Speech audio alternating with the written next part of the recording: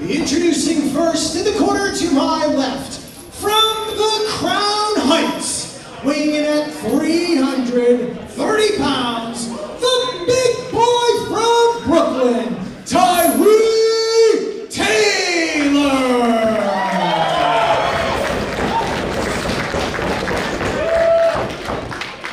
His opponent in the corner to my right, from money-making Manhattan, weighing in at 225 pounds, the self-made savage, Mr. Moneybags, Cashflow, Ken Broadway. Beyond Wrestling, uncharted territory. Before we hit the air live, this is our spotlight match. We will be live at the top of the hour. In addition to right now, Paul Crockett joined alongside Sydney Pacabella. And Sydney, what two up-and-coming talents we have to feature here on the spotlight. You know, Ken Broadway I've known for a long time now. This boy exudes money. I love it. And Tyree Taylor, 6'4", 330 pounds. Now, Ken Broadway's no small guy himself, 220 pounds himself, but giving away a lot of weight to big Tyree Taylor.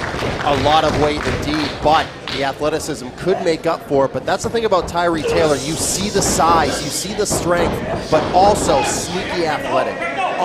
It's insane how athletic Tyree Taylor is, and we're going to see that a lot because not many men can keep up with Ken Broadway in the ring.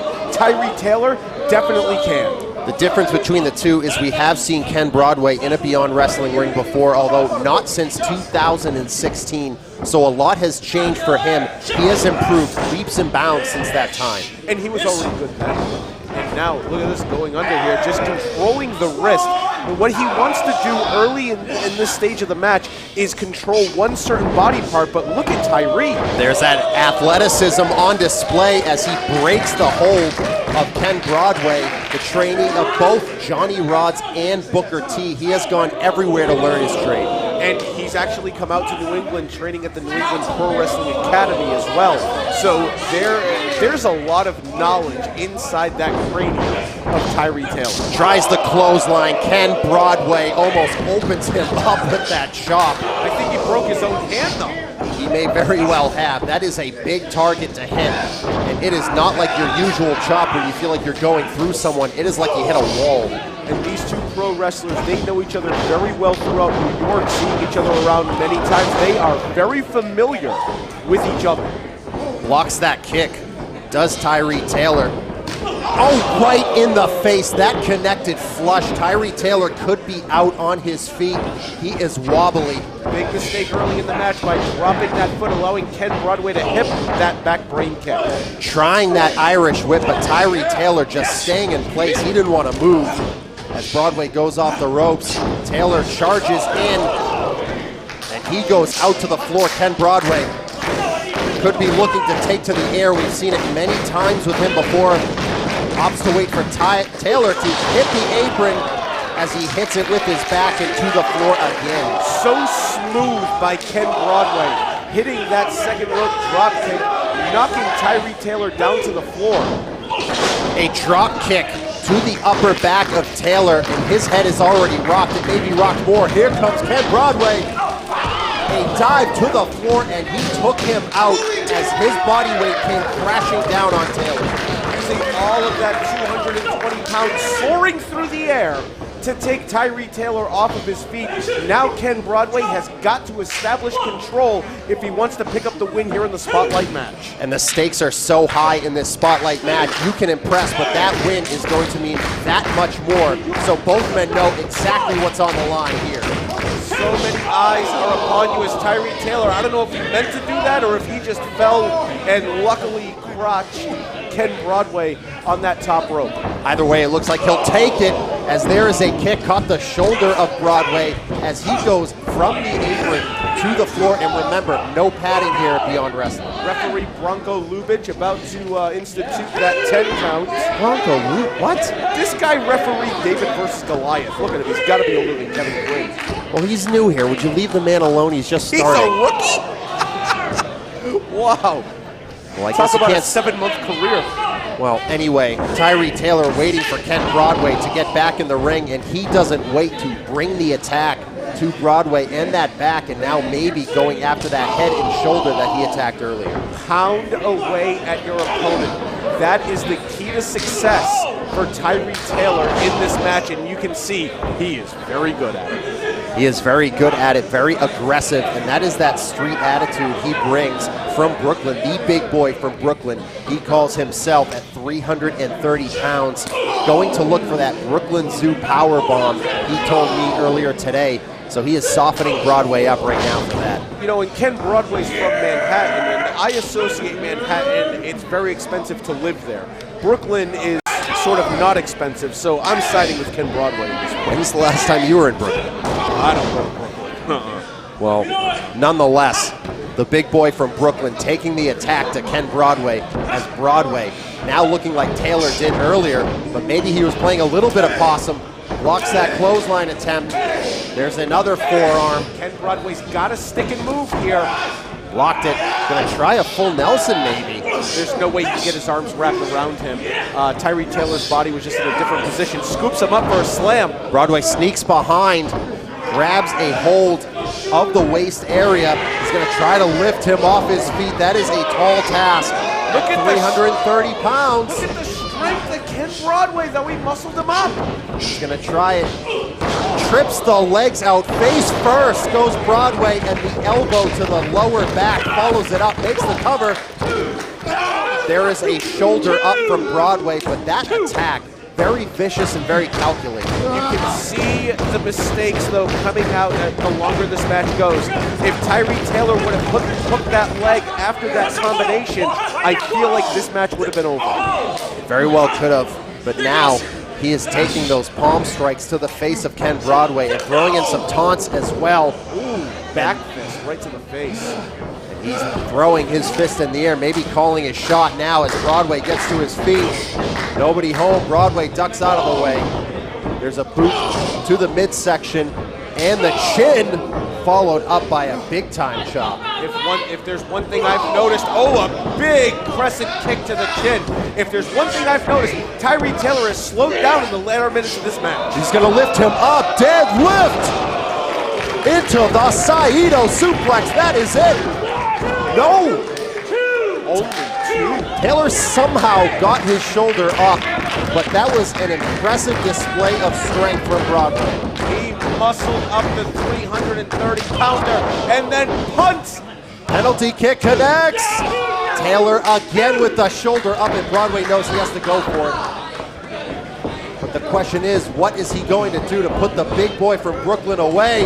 One-legged acai moonsault. Only two. He has got to grapevine that leg deeper. And right now, instead of arguing with the referee with emo hair, he has got to hit the kill on Tyree Taylor. He is calling to the top rope. He is looking for the big move, but Taylor sensed it. Taylor grabbing that kick pad of Ken Broadway. He was going for the top rope. Taylor sensed the danger that was imminent, so he grabbed onto that boot with everything that he had. But Broadway now creating that separation and going up top where he initially intended to be. And this is where Ken Broadway is very comfortable leaping over. Oh no. Oh, his knee. His knee's hurt. There's a big lariat. Broadway set inside out.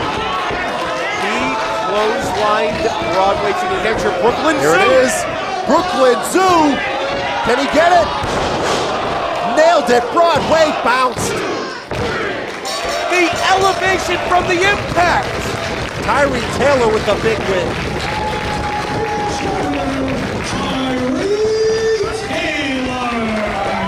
We're going live in just a few minutes. Season 3 debut, Uncharted territory. Join us then.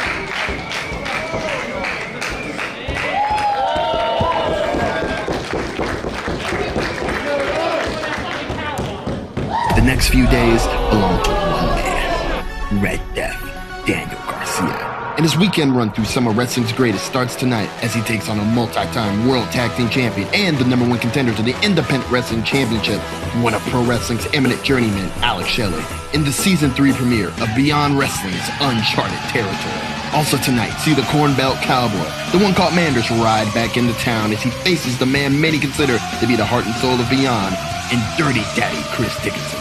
And the dangerous combo of Masha, Slamovich, and Makowski take on a debuting team, Yoya.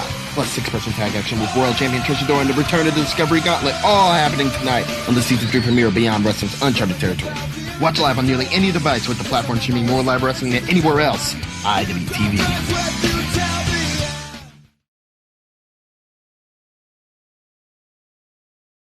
5, 4, 3, 2, 1, fire!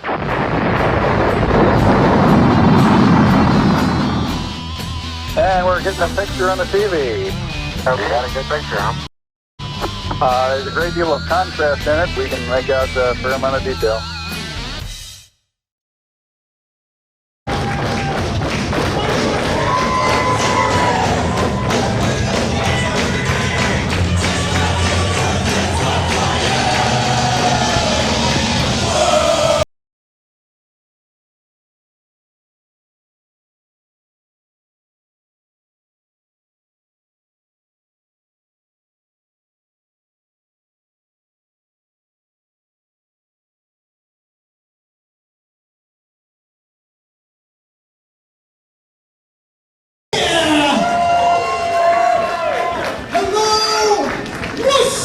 Massachusetts.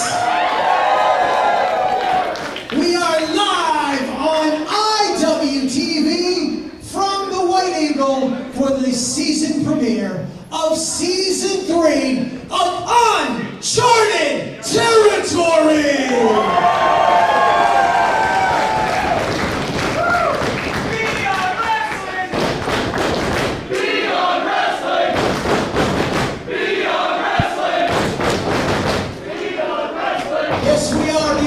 Will be your Thursday night fix each and every Thursday night until the end of the year.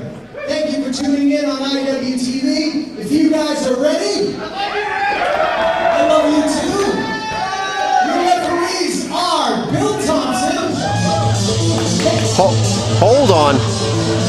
Paul Crockett and Sydney Bacabella here, and that is the theme music of the reigning IWTV champion, but he's not on your list, he's not on my list to be here tonight. I'm never gonna know the name of the referee! It's Kevin Quinn, but thank you. But the question I have is, why is Wheeler Yuta here tonight? Because I wasn't expecting him. When you're the greatest IWTV champion of all time, you do whatever you want, and Wheeler Yuta is about to prove that. Clearly that's the case, as the champ is in the building here in Worcester, Massachusetts tonight. The only question is, why? As you can see, a mixed reaction here. You see him on TV from time to time, but when he's here in Worcester, he's a different guy, and I don't know why.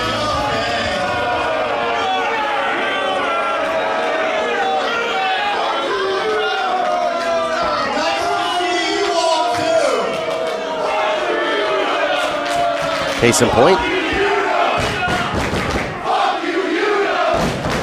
Wow. All right, I'll get right to the point here. Tonight is the premiere of Season 3 of Uncharted Territory. And for some reason, the IWTV Independent Champion is not on the card. That is a disgrace.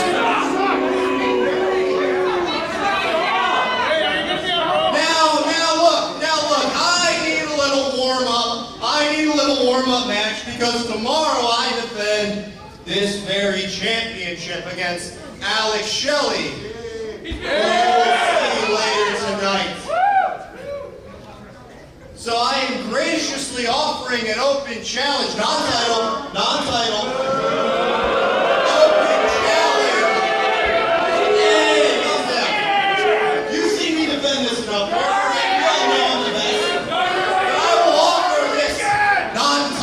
To anyone who wants to come out, so who we got? Okay. Come on, who we got? Whether the title's on the line or not, I'm interested to see. Talk about a fighting champion, right?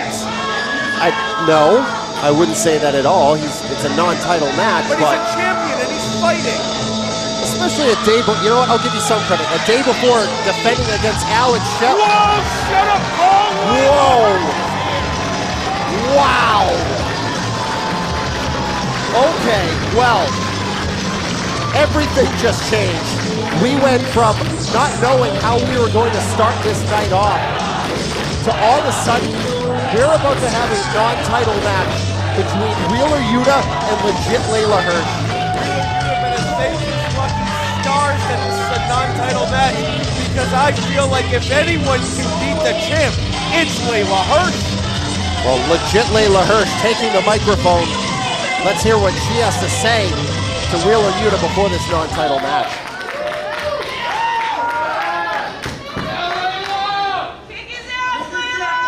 I will.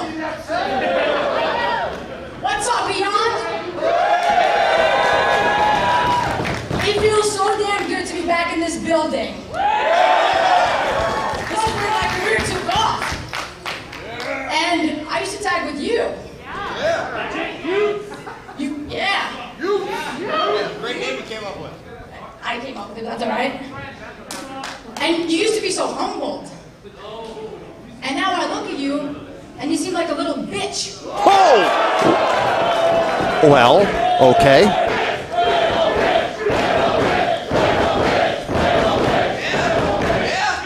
Yeah, absolutely. So I know you said this was a non-title match, but hey, if you have some balls, might be little, yeah, might be little. They're not. Why don't you put that title on the line right now? There's a challenge. Whoa. You guys want to see that? Leyla Hirsch wants a title match. She made the challenge. It's up for Yuta to accept it. But he just handed the belt to Kevin Quinn pretty aggressively. We got a title match! That was clearly a yes when he handed that championship belt to Kevin Quinn. So it is on. IWTV Championship on the line. Wheeler Yuta and legit Leyla Hirsch. And there is a takedown from Leyla. Leyla will out-wrestle you. She will out-fly you. She will out-grapple you. She can do it all, and look at her. She can do it all, but if anyone's going to go toe-to-toe, the champion is one who is going to do that. How many times have we seen him go in there against the likes of Willow Nightingale, Lee Moriarty, even overcoming Slade with a little help, but nonetheless, still standing tall as the champion. Well, the thing about Leyla Hirsch, though, is her amateur background. None of those people you mentioned have that amateur background like Leyla Hirsch, 4-year state champion. Missed with the knee. Wheeler Yuta got out of dodge in just the nick of time. If that knee had connected, it would have been lights out. We'd have a new champion. And I can't think of the amount of mistakes that Wheeler Yuta has made. First off, taking a match, 24 hours before defending your title, and then making this a title match. We could have Leyla Hirsch versus Alex Shelley tomorrow. Tomorrow night, IWTV Untitled. That is going to be a big one. So many big-time matches signed for that one. But right now, going into that title match against Alex Shelley, Wheeler Yuta's title is in jeopardy as legit Leyla Hirsch charges in and the boot gets up for Wheeler Yuta. In that ring is amazing. Great wrestling balance as she takes Wheeler Yuta right now. That arm drag to perfection, and she said it. This is the building. This is the company where she made her name. This is the place where things skyrocketed for her, and now look where she is, coming back home and wanting to take that championship, not only for all these people, but a big, big statement for herself. And every time we saw Leyla Hirsch, and it still to this day holds true, we see something new out of her. It was never the same thing. She never comes out and gives us the greatest hits. She will innovate every single time and try to get a win. And that is why it's tough enough to try and go in there against her when you're prepared. Wheeler Yuta is completely unprepared for this and put the title on the line as he was baited into it. Oh, back suplex, but look at that. Held on did Leyla Hirsch. That side headlock is still really wrenched in there, Sidney. Just when you think you have all the answers, she applies an even tighter side headlock. Absolutely right. As she spins over with it, Wheeler Yuta able to finally break that hold using his leg with the head scissors to break that hold, and now he's trying to just get his bearing back. He's trying to get the blood flow back into those ears to avoid cauliflower ears exploding is what he's doing. Leyla Hirsch, the balance. Incredible balance there. Sneaks out, rolls through, and goes right back to that side headlock. That is exactly what you were talking about, Sydney. She can do anything. She scouted. You can tell that she scouted Wheeler Yuta, and she knew she was going to pick her opportunity. Blocks the right hand, holds on with that Roman knuckle lock to that second rope, pops up to the top, spinning head scissors, takes Wheeler Yuta over. The champion is in trouble, but he throws the back elbow that connects. Pops up to the second rope, fakes her out, goes to the top. He's gonna fly with the drop kick right on the money. And look at that arrogance from the champion. Nice and it allowed him to climb to the top rope quickly to gain even more elevation in hitting that drop kick. Taking his time, now stomping down very hard on the shoulder. The question for me is, did Leyla Hirsch learn enough during their time as a tag team to bring it back here and to use that information to beat him, or has he changed too much? No, I can answer that. You can never change fundamentally. It takes a very, very long time, and Leyla Hirsch is smart enough to know that and smart enough to expose it. Well, we will see if she can do that here and take that championship home for herself, as there is another knee from Wheeler Yuta, makes the cover. The lateral press, not enough. Legit Leyla Hirsch slipping her way out of that one. Yeah, I love how she kicks out of things like that when the opponent doesn't hook the leg, because she doesn't exude as much energy as a full kick out because she slides out. Now Wheeler Yuta here at the White Eagle, Worcester, Massachusetts, in our season premiere, now looking to bend Leyla Hirsch in so many different directions. And she's trying to get that bottom rope, but Wheeler Yuta, the master manipulator, able to pull the wrist away. So smart. He's like a mad scientist of manipulating your body. Leyla Hirsch finally grabbing the rope, but you have a 5 count. And just pulls it over into that surfboard.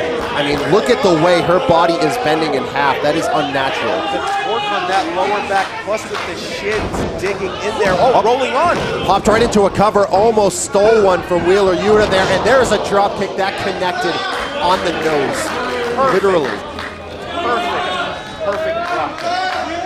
As Wheeler Yuta looking to hold on to that IWTV championship that just, 10 minutes ago wasn't even a thought to be here tonight, and yet here we are with the title on the line, just 24 hours away from defending it against Shelley, who we will see here tonight in our main event. And Leyla Hirsch is smart. She insulted his manhood, and that will get any man to put up anything. And now we have a title match at episode 1 of Uncharted territory. Looks like that knee might have buckled there from Wheeler Yuta. There's a drop kick. He had enough energy and blood flow, hold on, in that knee to get that drop kick, but it looked like another 2 count there as he's going after those quick pins to try to wear her down. Yeah, he wasn't going for the win. He was trying to wear her down to hit her with something big.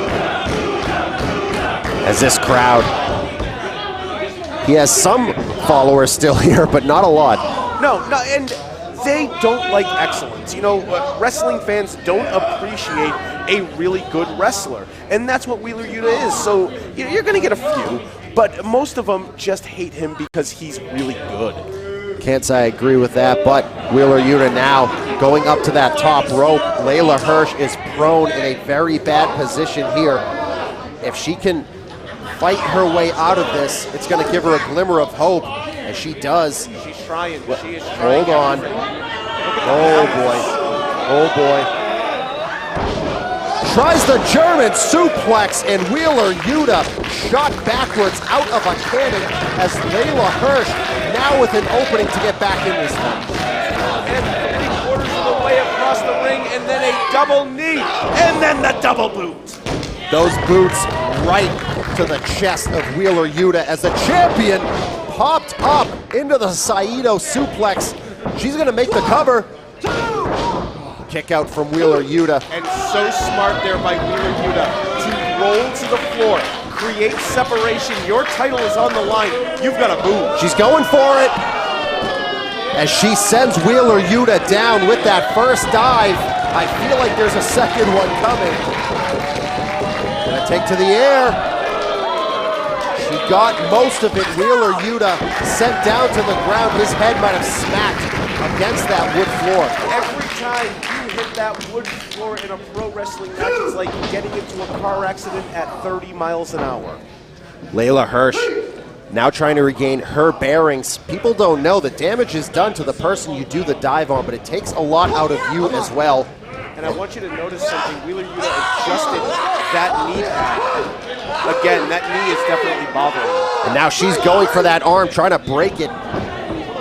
And the hold is broken before that 5 count administered by Kevin Quinn as Leyla Hirsch not waiting. Back suplex connects. New champion? No, Yuta gets that shoulder up. Yeah, you saw by Yuta's head, he was definitely kicking out of that one. Try for that Fujiwara. This is a terrible position for Wheeler Yuta to be in right now, Sydney. He's so far away from the ropes in any direction, and that arm is bending back. If she breaks the plane, we have a new champion. He has to try to push off that other arm or try to get to the bottom rope or something to get out of here, but instead muscles out into the spinning backbreaker. Look at the damage that it did. That spinning backbreaker was desperation, and Wheeler Yuta once again favoring that left arm. And that left arm definitely damaged. That knee as well could be very hurt, but Leyla Hirsch, she is still somehow alive in this, even though Wheeler Yuta practically, hold on. Oh, she said, come on. That's what I was talking about. She's standing, she's alive. Oh, and she gives it back to him. And she is standing her ground here. Sky Blue strikes, and now boot to the midsection. Standing tall in the center of the ring. The title is on the line. She got this championship by baiting Wheeler Yuta, questioning his manhood, and now not only is his manhood on the line, but that championship that he worked so hard for on the line as well. And Wheeler Yuta was not prepared for this match at all. Oh, boot to the face. Lancing blow, stunned Hirsch, has that arm again. Oh, he's grabbed, get off the hair. Beautiful. What a counter by Wheeler Yuta. Grab the hair. He's back in the ring, runs into a lariat. Is she gonna go for the cover, hooks the leg? Yuta gets the shoulder up. Leyla Hirsch winning 2 matches in Beyond Wrestling with that big clothesline. She's won more matches with the moonsault and the armbar, but that's definitely a weapon. She has so many weapons, and that is what you talked about earlier. She can do anything she wants. She looks like she's going up top for that moonsault. Goes for it. Nobody home. Yuta's going right after it. Has her shoulders down. No, Hirsch able to get out of the way and get those shoulders up to hang on. Wheeler Yuta really trying to grapevine those arms behind. Leyla Hirsch slipping out. German suplex connects. He laid it on the back of his head. Running knee to the temple. What? There's another one. He is stunned. He is out. Leyla Hirsch feeling it. Opts not to go for the cover right away. Moonsault! That is it! How did he get out? No, hold on. The armbar. He's holding it. He's holding it. She's got to break that grip of Wheeler Yuta. The armbar coming in hot and heavy, but Wheeler Yuta playing defense, able to hold on. He got it. No, the leg was on the rope. The leg was on the rope. And once again, Wheeler rolling out to the floor, just trying to get away. I mean, if he gets counted out, he keeps the title. That was an unbelievable display of athleticism from What is he doing? He grabbed the belt. What are you doing? Get back in there. What is wrong with you? What a smart champion. Oh, Matt Makowski. Oh, come on. He's not even in this match. Well, you know what? Good for him. It's none of He his knew that business. Yuta would pull this. He's a bully. Wheeler's been wrestling for 20 minutes. Of course Makowski is going to try to fight him now. He didn't even know Yuta was in the building. The second he got here, he knew Yuta would try to pull something like this. He always does. Small package! Wait. No. He kicked out. This is 2-on-1. Where's Rally? Where's Rally? Right into that post. Arm breaker! Arm bar! No. Not like She this. can split that hold. If she can break through the defense of Yuta, that arm bar is going to be the end of the IWTV title reign of Wheeler Yuta. If Leyla Hirsch wins this... Oh, there we go. Oh, no. It is straight! It is straight! No, he got the ropes. He got the ropes. But he got the ropes at the very last second. If Leyla Hirsch wins this match, they should rename it the IWTV Tag Team titles because Leyla Hirsch and Matt Makowski are the champions. Oh, how many times did Rally help him out? Oh, you really don't know. Shut up. It's Grabbing so the true. hair of Wheeler Yuta. They're on the apron now. Oh no, oh no! Right on that apron. That lower back is hurt bad. Yuta senses it. Yep, Wheeler Yuta knows he has Leyla Hirsch right where he wants her. Picks her up. He's gonna go for the U-tap. It is locked in, the U-tap. That is sent, and it is over. It's over. Wheeler Yuta keeps his title. By submission and still IWTV Independent Wrestling World Champion, Wheeler Yuta. He was going to walk away, and now he walks away with his championship. He overcame all the odds. He overcame all of the odds. come on. Oh, now Makowski wants to pick a fight, right? He's been wanting this for so long, and frankly, I think Yuta's been ducking him. Oh, come on! Tries to hit him with that championship belt. And now he's gonna run. As he should. He just wrestled for 20 minutes. Matt Makowski is a peak athlete. Well, Matt Makowski, we are going to see him in tag team action later tonight. We have so much action here, including our main event, Alex Shelley and Daniel Garcia, first time ever. Okay, well, maybe this is wrong. Maybe we're gonna do it right now. Yeah. I think we're gonna do this right now. Here comes Mikhail Gorbachev's favorite wrestler, Masha Slamovich. We saw Masha take down Alley Catch at Borscht at the beach. They went into the Atlantic Ocean with that fight, but this is going to be a different kind of fight. As originally, it was going to be Killer Kelly and Alexander James.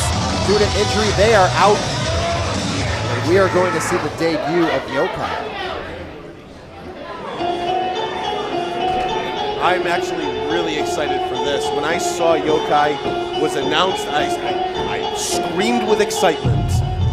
Yeah. I mean, they are a big up-and-coming team. As individuals, they're impressive enough. As a team, they go in there and can do some heavy damage. Here we go. This crowd, they don't know what to expect with these two here, but I do.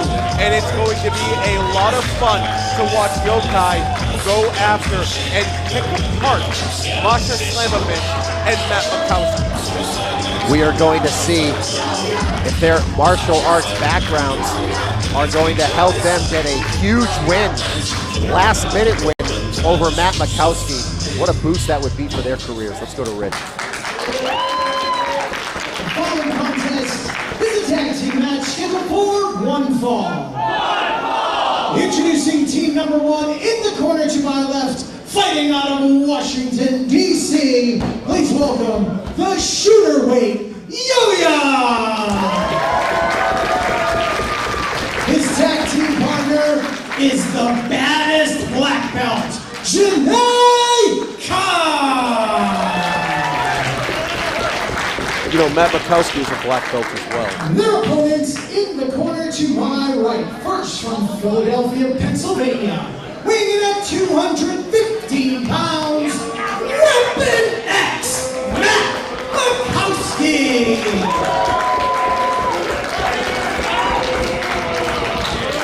His tag team partner from Moscow, Russia, the Russian Dynamite, Masha Slamovich. Paul, back in my day, we never cheered the Russians. It's a different world, Sydney. Much. Well, can you blame them for the displays that Masha Slamovich has put on since we came back from the pandemic? Flipping the middle finger at everybody and, just being extremely crude. Yeah, that's really something to get behind. I'm the only person that's remained true about Masha Slamovich that I don't like her. Well, maybe you can take that up with her later. Janai Kai, Masha Slamovich starting things off.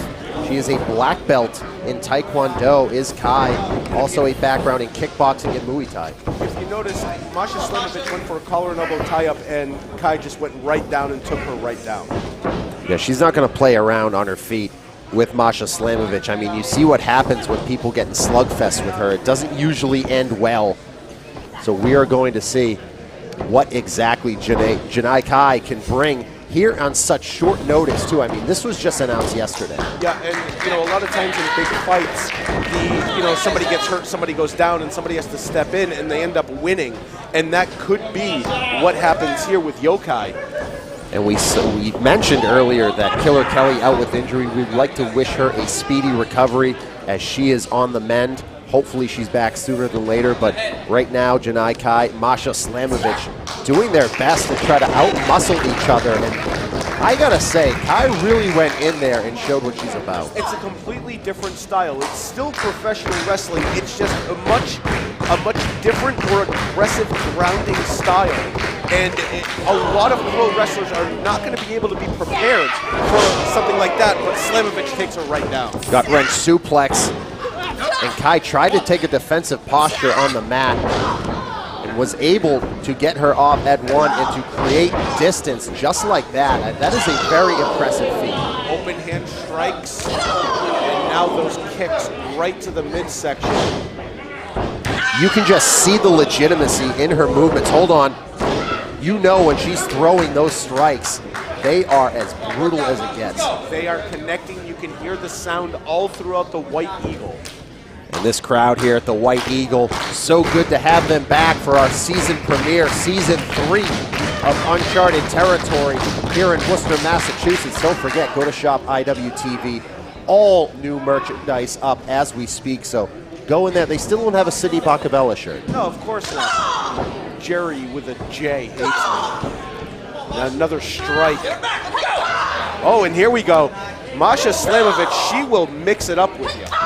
And this is where she gets crazy. I mean, let's call it what it is. This is when she really goes wild. She is that rugged, scrappy, and she wants to get hit, and she wants to hit you. Oh, that caught her in the face. That is a shot that Masha Slamovich definitely felt. Here we go. Oh, wow. I love it. I love it. I think the crazy and Kai just came out too. This is great because we are going to wake up the demons inside both of these competitors right now. Back to her feet is Masha Slamovich with that front chancery. Here comes Yoya into the ring. And now we're going to see what these two can do as a tag team. And it's a lot. They use each other's body for momentum.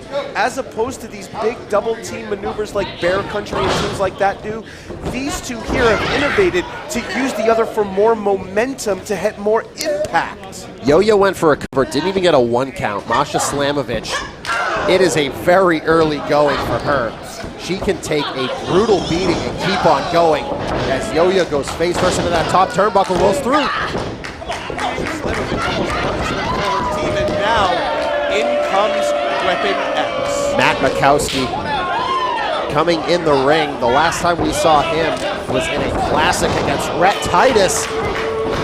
Makes the cover. Hirsch at the beach, amazing match. Matt Makowski, Rhett Titus. Before that, he defeated Aaron Rourke. Matt Makowski, no one has figured out how to beat this guy yet.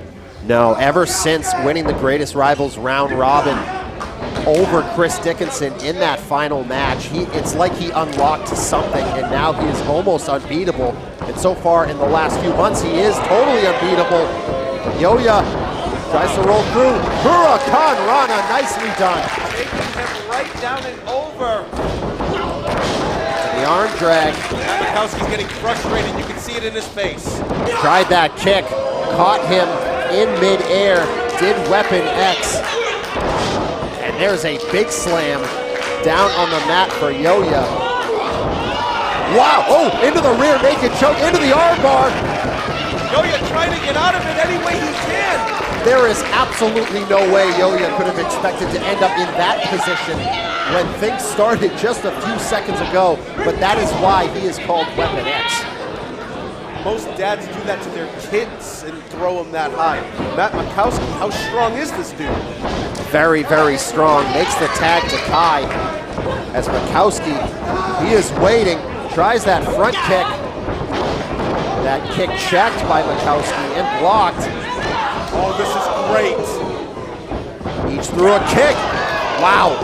Oh, there's shins. It is like two mirrors in there as Kai doing her best to use her kickboxing and Muay Thai background to get rid of the distance, but gets caught. Look at her face, she knows she's in trouble.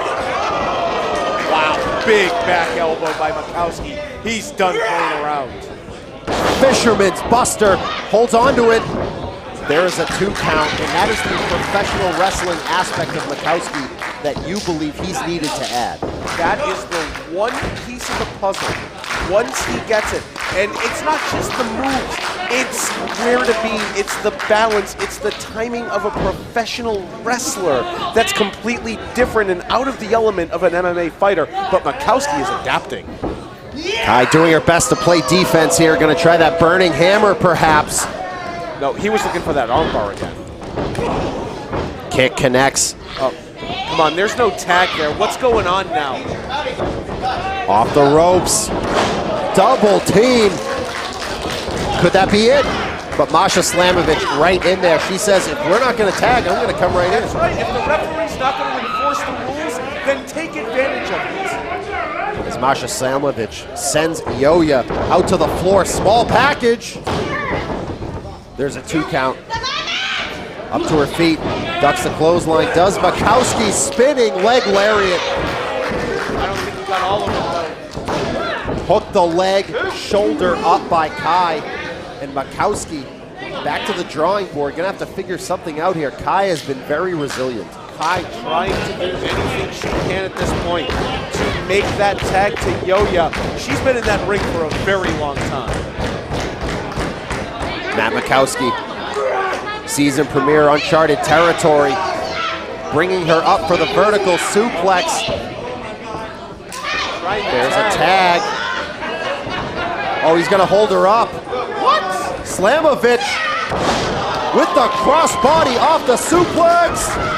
Yoya in at the very last moment. That was great teamwork there by Slamovich and Makowski by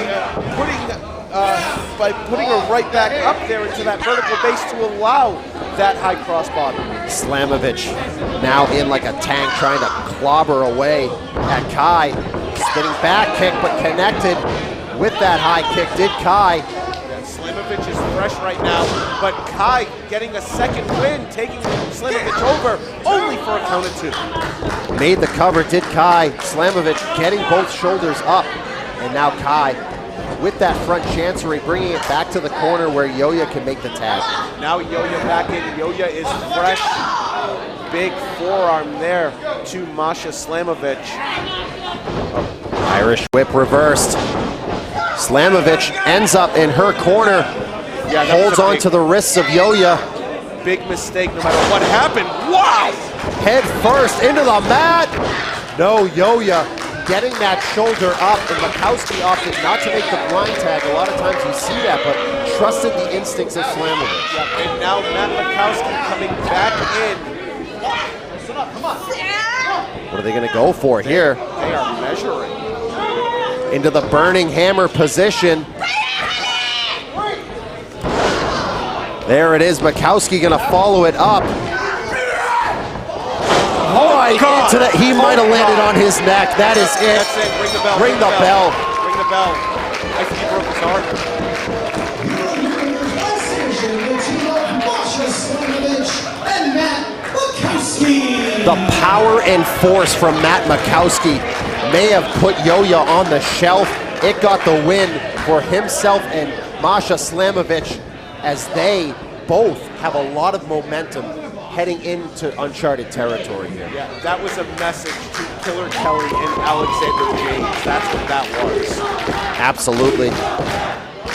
You can hear this crowd and their appreciation for Kai and Yoya, as a last-minute notice came in here, and they really gave it to Slamovich and Makowski. They really did, but the momentum that Slamovich and Makowski have right now, there was no way anyone could have beat them. I think that Killer Kelly and Alexander James may have got lucky for not being here. Let's hear what Matt Makowski has to say as he has the microphone. All I want is a shot at the IWTV championship. That's all I want. And the champion won't oblige. The champion won't fight me. But that's okay for now. Because in 2 weeks, someone will be here that will fight me. So on Thursday, October 21st, it's going to be myself, Matt Makowski, against Davey Richards. What? All right. Wow. What an announcement that is, as if it's not already loaded tonight and next week. In 2 weeks from now, Matt Makowski and Davey Richards, the American Wolf, will be here in Worcester. Unbelievable announcement. Here we go. It's just incredible already. Full of surprises. It's like Christmas morning, Paul, except in your The following contest is an open challenge match Your parents hate scheduled for one fall. Well, I don't appreciate you bringing up painful childhood memories for me, but let's talk about the open challenge. Here's my boy. We are going to see. Here's my boy. Yeah, the last time you and this man were in the same venue together, you ended up going in there and putting on one of the most absurd displays I've ever seen. What are you talking about? He won. He's a winner. Didn't look like much of a winner to me. But of course, you exploited those 637 rules in a smart Mark Sterling match. Smart Mark rules. Get it right. Whatever you call it, it was absurd. What is this? He's got another manager for a manager. All right. Beautiful. Huh? Stand up. No. Stand up. I'm not standing up. Stand up. Do you want to go join him? No. I could use the break from you. No, not at all. Well, best manager in wrestling right now, Mark Sterling, and one of the best wrestlers in the world right now, VSK. Smart Mark Sterling bringing his client VSK back into the building. We saw VSK back in August go one-on-one with Ted Goods, came out on the losing side of that one. You remember that one? Yeah, I remember that. Look at that. There's the manager of the manager, Mini Mark Sterling, and then, of course, VSK. As if the turtleneck isn't absurd enough, now he has his own, mini-me? A turtleneck is not absurd, it's classy. Oh, shut up, he's gonna talk, all right. He's gonna talk. A few things I want to say, but I'm going to make it quick because I have to catch a flight to Philadelphia for Rampage tomorrow night. Big match. There's a potty mouth here in Worcester. You kiss your mothers with those mouths? Yes, they do. Embarrassing. Open mouth. Will you calm down? I gotta catch a red eye. Rampage live tomorrow night. He's a big star. Number 2. A red-eye to Say Philly. hello to this fabulous wrestling buddy that I'm selling at my gimmick table for $40. Number 3, I just want to say finally, I can wipe my hands of Teddy Goods after defeating him soundly at that beach show. What? Yep, beat him. Fair and square, thank you, Cindy. Sit down. My friend. Now that's why it is all about VSK.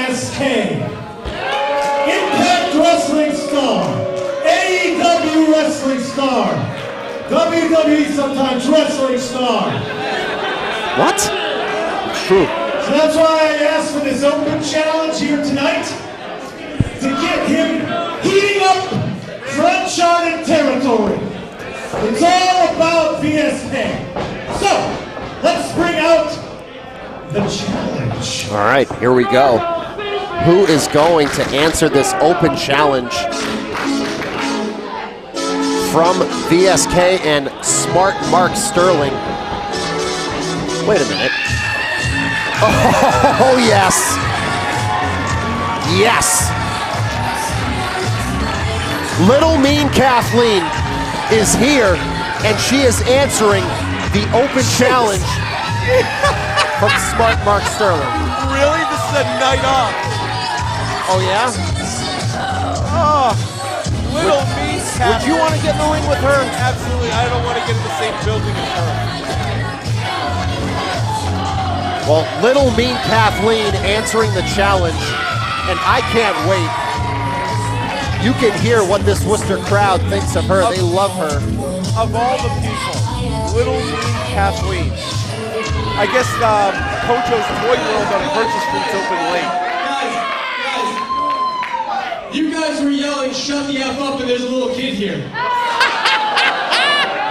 this the part where you introduce your dad who's going to challenge me to a match? Okay. Her dad's smaller than she is. You've met her dad?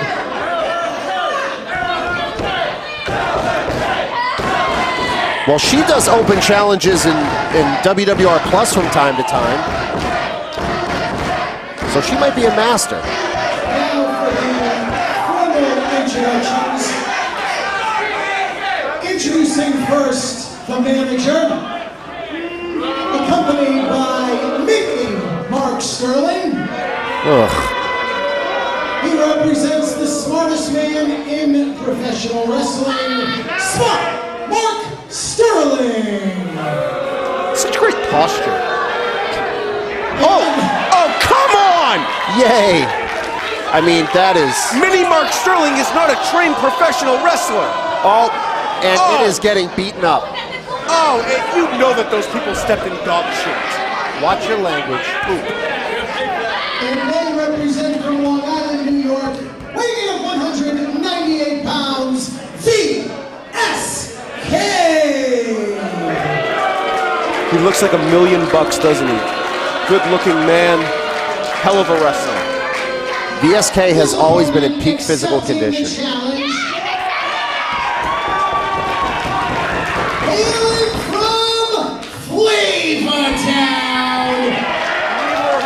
Little Mean Kathleen. Well, VSK, like I had said, peak physical condition, but Little Mean Kathleen coming in here, answering the open challenge, I should say. How do you like her chances? 0. That is her chances.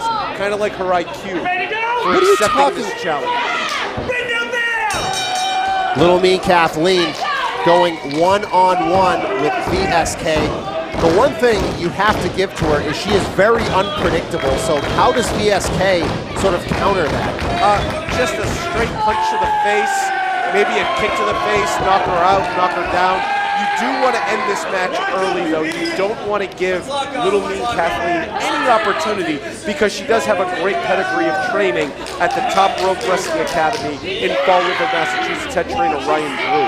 Collar and elbow tie-up. Little Mean Kathleen sent back into the corner, and it doesn't seem like he's putting his best foot forward. No, he doesn't have to. He's a big star in the local talent. Oh, she just kicked the manager of the manager again. So what does that make you, the manager of the manager of the manager? No, I'm the greatest manager of all time. Okay, well, another collar and elbow tie-up as Little Mean Kathleen sent crashing down to the mat face first. So as you can see what she did there, she was expecting to get pushed back, so she put that leverage, and VSK just slammed her right down to the mat using her own body position. VSK feeling very proud of himself in the early going. Little Mean Kathleen does not seem rattled whatsoever. Go behind, and she is saying she has him. Whether or not she does is another question. It's VSK just sending her again, twirling down to the mat. Look at those biceps. I mean, look at the Altoid she's coming down. Don't turn your back on her. She'll steal your wallet. High cross body, she gets caught. Love it. Slammed down by VSK. It's a night off. As he is bringing her back to her feet. Smart Mark Sterling saying it is now all about VSK and letting his star shine. It's so easy. It's all about VSK right now. The Teddy Goods thing is over. Now Mark come on, does he need to do that? Yes, to prove a point to everyone and beyond that he can do that to Little Mean Kathleen. Into that top turnbuckle goes Little Mean Kathleen again. And now VSK pointing to our camera. And Smart Mark Sterling being obnoxious as always. Great. Great. Wait a minute. Oh, come on. This piece of trash, Mark Sterling, showing who he really is. What do you mean? The referee wasn't looking. He wanted to get the win. Well, VSK seems to be doing quite well on his own. LMK with the shoulder up. Yeah, LMK, if there's anything good to say about her, is that she's very scrappy. LMK will fight back. She fought out of the gutters to get here, and now she's, she's going to kick out. You're going to have to literally knock her out. Trying those forearms on VSK. Not a single spinning elbow. I was going to say he's not even hurt by it. And look at Mark. Mark's out there just having fun right now. Makes the cover, a very arrogant cover, and LMK kicking out at 2. Yeah, as a manager right now, Mark Sterling wants to tell VSK, all right, now it's time to end the match. We've had some fun. We've given the people a show, but I've got to get the third. Into the corner goes Little Mean Kathleen. VSK perhaps going to end it all with whatever he has in mind, taking his sweet time doing it. You don't want to waste too much time. Oh, he caught her. The elbow, no. His knee caught that top rope, Sydney. I think his knee might be hurt. Yeah, he definitely hung that leg up. Mark Sterling right there checking on him. No, yeah, that knee, that is really bad. He is hurt. Wait, she's got a foreign object. No, she doesn't. That thing couldn't hurt you. That is a foreign object. Come on, referee. Well, that forearm to the chin of VSK on the money, and now LMK is in this one. LMK hitting VSK with everything she has. Pops her up on the top rope. There's that boot. Some distance created. Crossbody connects. There's the cover. Only one. Only one. All right, now you've got to end it because she's building momentum, and VSK's knee is hurt. Yeah, it's hurt really bad. I mean, going across that top rope knee first, that is a steel cable, as you know. And she is now stomping away on VSK. Mark Sterling, you got to do something. VSK is reeling here. LMK gaining a lot of momentum. Ducks the clothesline. VSK can't put any weight on that leg. Spinning DDT. He's out. He's out. Stiff as a board. Oh, you gotta be kidding me with that. Foot was on the rope. Referee didn't see it. He kicked out anyways. He kicked out anyways, but Mark Sterling felt the need to put that foot on the bottom rope. He was close enough. He was just trying to show the referee that it was under the bottom rope. LMK, she was so close to getting the win here. Oh, if she hits the Dudley Dog, it's over. VSK knew it. He knew it. Oh, snap pile driver. That's it. That is it. He can't even walk. He can't, that knee. He couldn't even lift her up for the pile driver. That's why he went with the snap. Hey. What a heroic effort by VSK. He wants to give these people a show even though he's hurt. And so he picks her up and he says, I'll do 1 or 2 more moves. No, that's not what that is, Sidney. That is pure arrogance. That is an ego the size of this building. No, that right there is just a great showman. He's a jerk. That's what he is. Just like Smart Mark Sterling, and just like you for associating with these two. Oh. There's the boot. Tries the DDT. Brain buster. That's it. She's done. Makes the cover. Come on. Put her away. If you have her beat, you have her beat. He wants to give these people a match, a real match. He wants them to see him.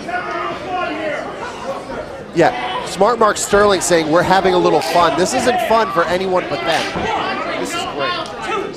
Just end the match. You have her beat. End the thing. Oh, God. Oh, God. She bounced off his knees. I have never seen that move put to that effect. Hey. Oh, my God. Wait, that's enough. There's Teddy. That's enough. Thank you, Ted. What's he doing in there? Ring the bell. Ring the bell. Get him. Teddy Goods doing the right thing by being out here. Ring the bell. Well, there's the bell that you wanted. VSK's hurt. And Teddy Goods comes in like that. Seems like he's doing all right now. After that despicable, disgusting display. VSK's the winner, from right? Sterling and VSK.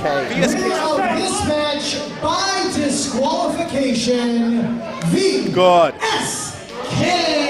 Well, Teddy Goods, to try to get at VSK, pushed the referee aside, and that was enough. Oh, no, for it was enough when he jumped in the ring. I mean, that right there is a disqualification. Well, it was necessary for Ted Goods to get in here because VSK was going to try to end the career of LMK. It was gross.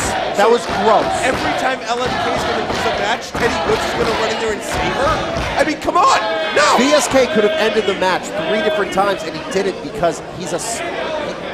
Basura. I almost said a bad word. Yeah, basura. All right, that's what that was. Teddy Goods is a coward. No. VSK and Mark Sterling are low-life pieces of trash, and they just displayed it more than ever here with that display against LMK. I'm disgusted. I couldn't be more proud of Mark Sterling and VSK right now. Yeah, you would.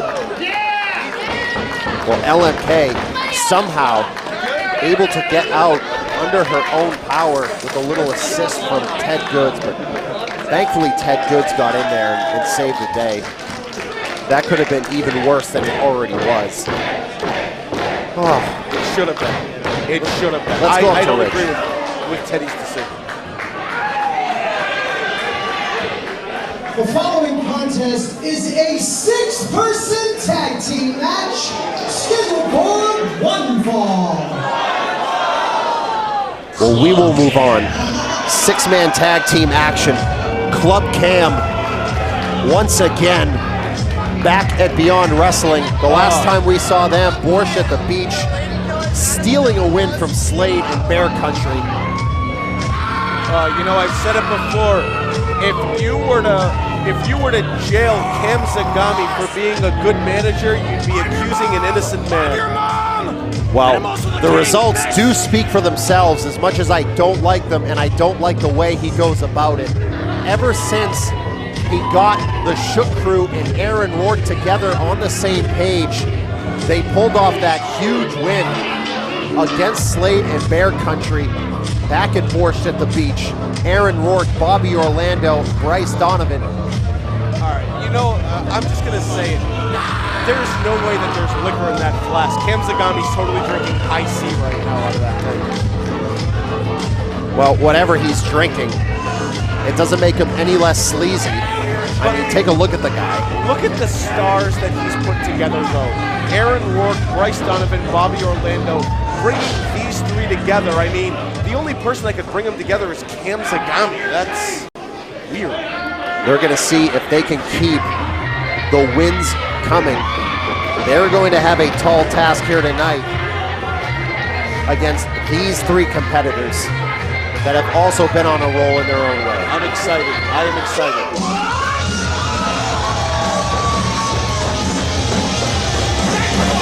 Eel O'Neill, Jordan Blade, the kings of the district. What an impressive path they have been on since they debuted here at Beyond Wrestling and WWR Plus. The last time we saw them, it was in August, and guess who they beat? They beat the Shook Crew. You can feel the energy go up to 38 when the kings of the district enter the room. Eel O'Neill, Jordan Blade.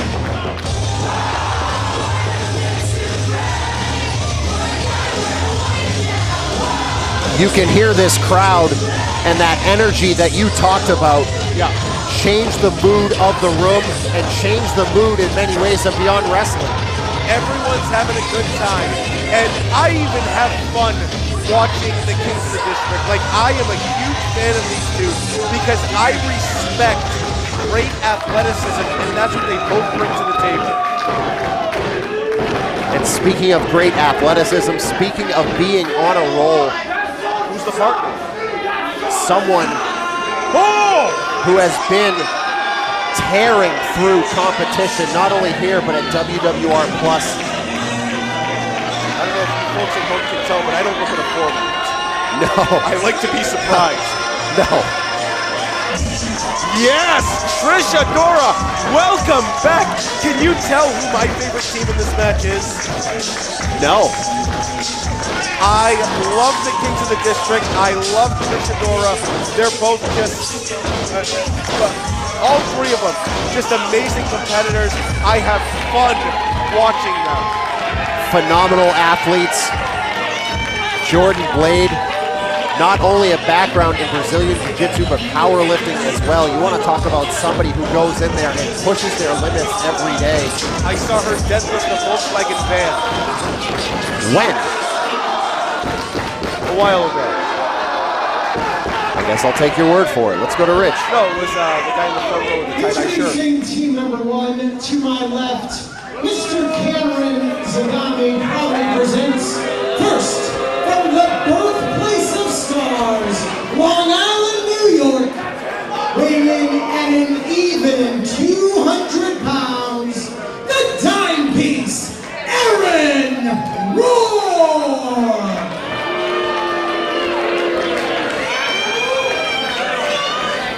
His tag team partners are accompanied to ringside by Bobby Jr.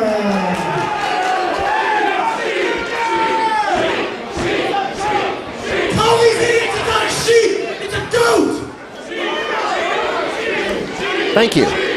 From Long Beach, New York, total combined weight, 405 pounds, Bryce Donovan, and the goatest of all time, Bobby the Shook Crew, and they are collectively Club Cam. You know, I can attest that Bobby Jr. is a goat. If Bobby Jr. was a sheep, Paul Crockett would have slid into the DMs already.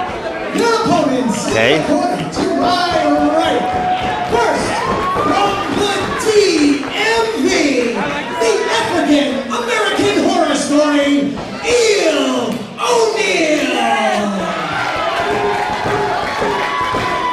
His partner is the submission sniper, Jordan Blade. They are the kings of the district.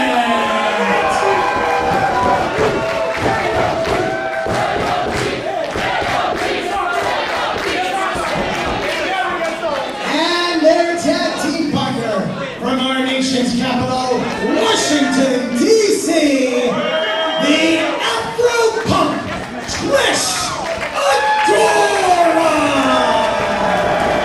One of the best female professional wrestlers on the planet, and I'll take it one step further, one of just the best pro wrestlers on the planet. Absolutely. Before we get underway here, we have to mention Reverse the Curse, November 7th, Somerville, Mass, our return. And of course, we're bringing with us Matt Cardona. Tickets on sale right now. You do not want to wait. That one is going to sell out fast. Please join us November the 7th. But before that, we have so much Uncharted territory to get to, including this big 6-person tag. Well, Don't forget the Restival coming up at the end of the year into the beginning of next year. I've been informed Limitless Wrestling and H2O Wrestling will both have events at the Restival in Worcester. Get your tickets now. That is going to be a huge event for Beyond Wrestling and all of the other promotions that join us for that huge two-day event over the new year. I love Limitless Wrestling. I love H2O Wrestling. Here we go. We are underway. Eel O'Neill and King Bobby Orlando, apparently.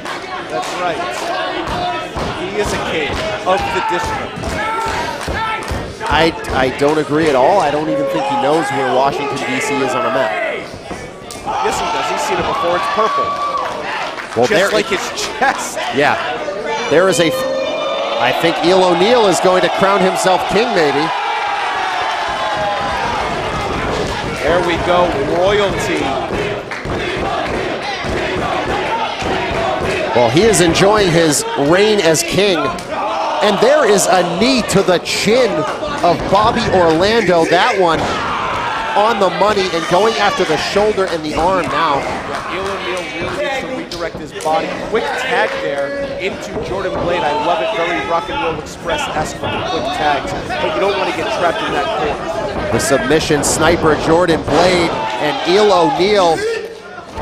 There's the senton from O'Neill. Jordan Blade makes the cover on Orlando. And the thing we can say about Orlando, one, he's insane, but two, he can take some punishment. You know, we've seen him thrown off stages, thrown off lifeguard platforms. I mean, I've seen him get thrown off of the George Washington Bridge, and he swam to shore.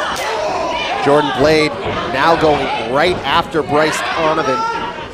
Goes with that double underhook, but Donovan reversing and now clubbing shots to the back. Bryce Donovan really puts it. You know, he's one of those guys that during the pandemic, just like a very good professional wrestler, they spent their time in the gym. They spent their time working out, crafting their body, and it's really paid off for him. But Jordan Blade now with big elbows. Coming in there, double underhook.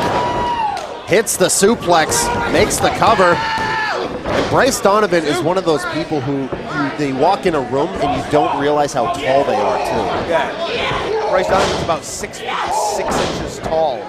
And, you know, he's just dieting correctly, so you know that the size is going to get put on. And in comes Trish Adora. Gonna try the double suplex perhaps. We're gonna see how this teamwork works out. Not working out there with Bryce Donovan, able to knee his way out of trouble. And here comes Aaron Rourke. Zagami almost got taken out there. Rolls him up. The dime piece, Aaron Rourke judo tossed to the mat as Trish Adora going straight to work on the dime piece. And now Trish Adora showing why she's so good. Look at this, Jonathan Gresham trained, and you can tell. Without question. Back to her feet goes Adora. There's a big boot connecting to the chin of Aaron Rourke. And one of your favorite wrestlers, Aaron Rourke, not looking good there in the early going. Not at all. I don't think he knew what to expect there with Trish Adora coming in. Well, there's Bobby Jr. Goes flying, and so does Bryce Donovan. And now tag into Eel O'Neill, and we know that this man can hit great heights.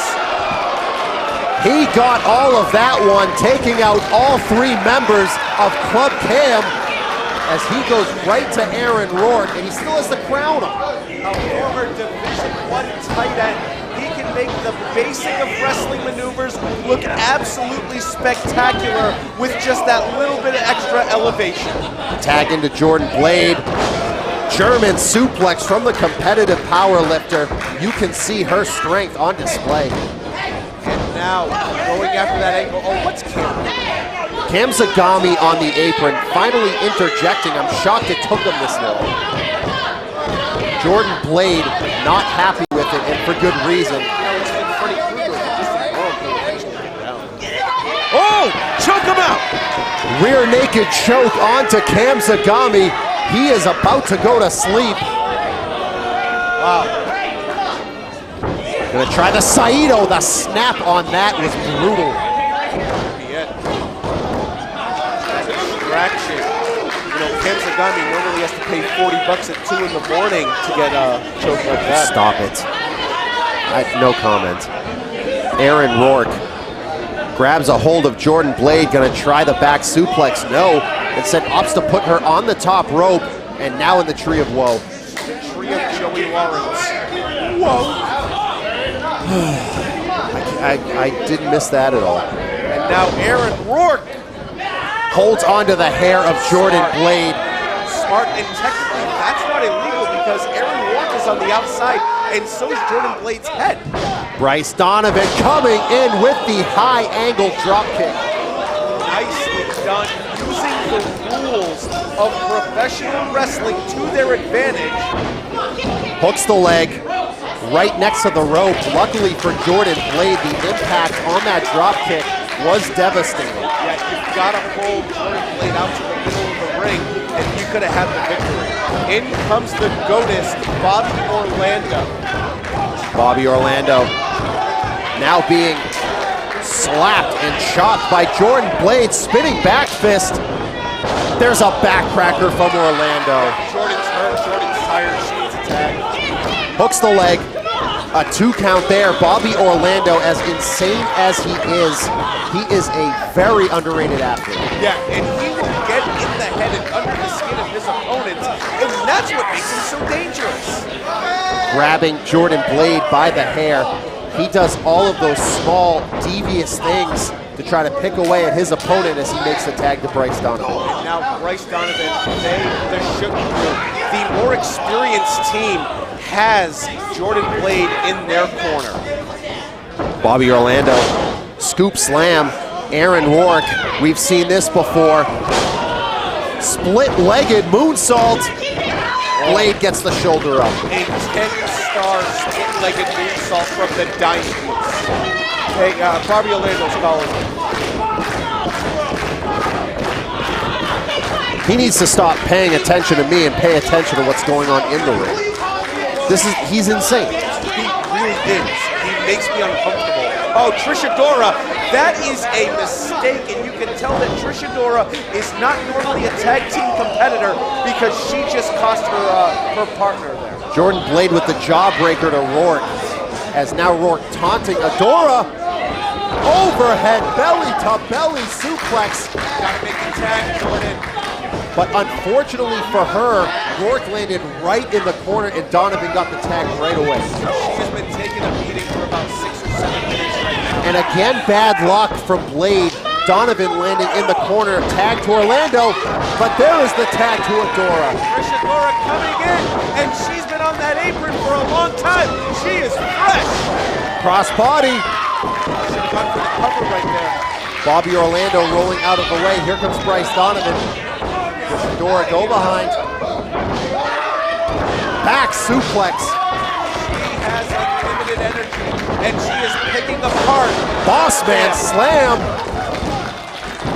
Aaron Rourke at the last second coming in for the save. Aaron Rourke was right there. He knew where he had to be. He knew his partner was in trouble, and he rolls him over. Bryce Donovan, the legal man for Club Cam. And now the Shook Crew, Aaron Rourke, Club Cam, whatever you want to call them, they're going to work on Trish Adora. They want to put this one away and continue their momentum. But Trish Adora sends Rourke head first into Donovan. And here's Eel O'Neill. Eel O'Neill, adrenaline overdose if you've ever seen it. Oh, but Bryce Donovan able to cut Eel right down. Donovan taking the life out of Eel O'Neill, but Trish Adora is ready and waiting. She's not legal. World's strongest slam from Adora. She is feeling it, but you are right, not legal. There's a cutter from Bobby Orlando. That is right. Oh, goodness. Orlando landing right on his neck as Jordan Blade now going for that ankle. Has that ankle lock hooked in. Here's Eel O'Neill rolling through. Billy Goat's curse. That is hooked in the center of the ring. Here comes Aaron Rourke trying to make the save. Here's a crossface. All three! All three! All three are hooked in, but it is O'Neal and Donovan on the left who are legal. So that's the only thing that matters here, Sydney.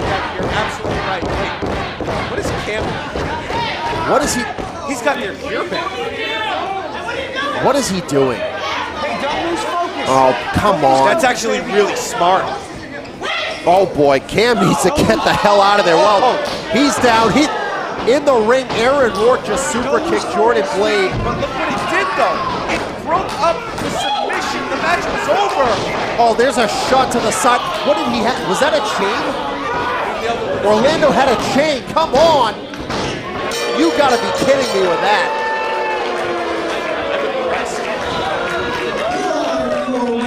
Bryce, Donovan, Bobby, Orlando, Club Cam. Club Cam, just like they did back at Borscht at the beach, stealing another victory. Will someone get this psychopath out of here? It doesn't matter if it's stolen. A win is a win. And I've got to give it up to Cam Zagami. He thought on his feet right there, and he went and grabbed her gear bag. I never even would have thought to do something like that.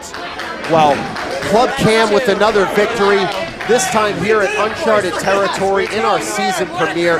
The Kings of the District and Trish Adora coming up short, but it was a thievery as far as I'm concerned with Club Cam yet again. No, that was so smart, and that's why you hire a wrestling manager. I thought you said he was the worst manager. No, and I take it back now. I mean, that goes back to Paul Jones. Well, O'Neal, Jordan Blade, and Trish Adora. Oh, whoa. What is going on here? They are imploding is what's happening. Okay, yeah, I got it. All three of them were distracted by what Cam Zagami, But it's Trish Adora's fault. how? She left her gear back where Cam could see it. Trish Adora and O'Neal, Jordan Blade playing the peacemaker here, thankfully. No, I mean, they had the match on, and, you know, Trish Adora, the gear bag comes out. I'm just damn far. Well, I feel like this argument is going to carry on backstage. If we hear anything, we'll let you know, but I don't like seeing them fight. I really enjoy that team, but, you know, some of the heat does have to go on Trish Adora for that. did Cam, did he go backstage to get that thing? He went backstage, grabbed the gear bag, and brought it out. How did he even know that was hers? He must have been watching her. He's, you know, back there, I don't which is want to really know. creepy in itself, right? I don't want to know. Let's go up to Rich. The following contest is the Tag Team Discovery Gauntlet match. And it is sponsored by Rock and Roll Fables. Big shout out to our friends at Rock and Roll Fables for sponsoring this one. The Tag Team Discovery Gauntlet, Season 1 and Season 2. You saw the Discovery Gauntlet with singles competitors. Now, we are going into the tag team realm to bring you the best. I'm already completely annoyed by this entrance. Sidney Bacabella's bobbing his head along to the song here. This is great. 9 to 5. Every morning you hear this noise. All right, I can't even concentrate. This is absolutely obnoxious. No, Is this what they're going for? Well, here's what I can tell you. Lewis Linden on your left, do you know what he's known as? The aggravated accountant. Okay. And on your right, the bitter banker. So these are two men that these people can relate to. You hear this noise every morning. You have to go to your dirty, disgusting job. You know, I mean, your boss microwaves tilapia fish for lunch and it stinks up the whole office. And now, you know, you come here and you get some of that aggression out. I mean, you can relate to that. Oh no, you can't. You're a dirty plumber. Plumber's a good trade. Well, here's a team that I've been waiting quite some time to see. It is the main event, Jay Lyon and Midas Black Jay Lion with the mask on, Midas Black with the fantastic outfit on, I'd say. Very much ring leader-esque. He may shop where I shop. So one thing I should point out, Jay Lion, people think that's his tongue sticking out of his mask. No, that's a steak. Okay. You know, I was a huge fan of Siegfried and Roy, and I feel that one day Midas Black may be like Siegfried or Roy. In what way? Getting attacked by the lion. Oh, okay. Well, the main event in the house. They are on the come up, but can they beat 9-5? We will see. Let's go up to Rich.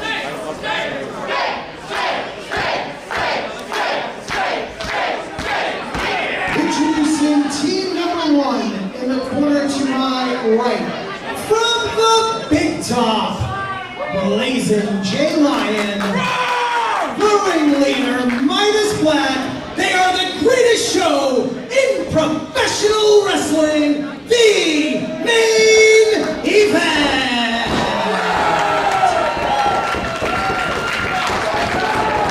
So he's gonna wrestle with the steak in his mouth? That's right. That's my dream.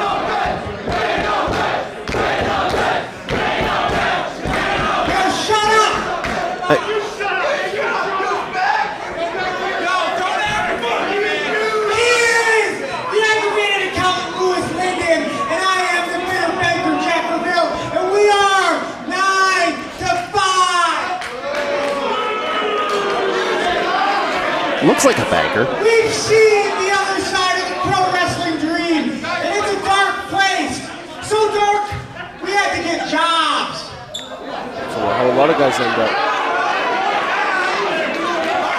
I mean, I don't see what's wrong with that, but No, some guys are cops, some guys salesmen. And punching out, sucking up to our bosses, because that's what adults do to provide for their family. You know, you get health insurance with a real job. You are all enablers. You know Cordero ain't giving us a 401k.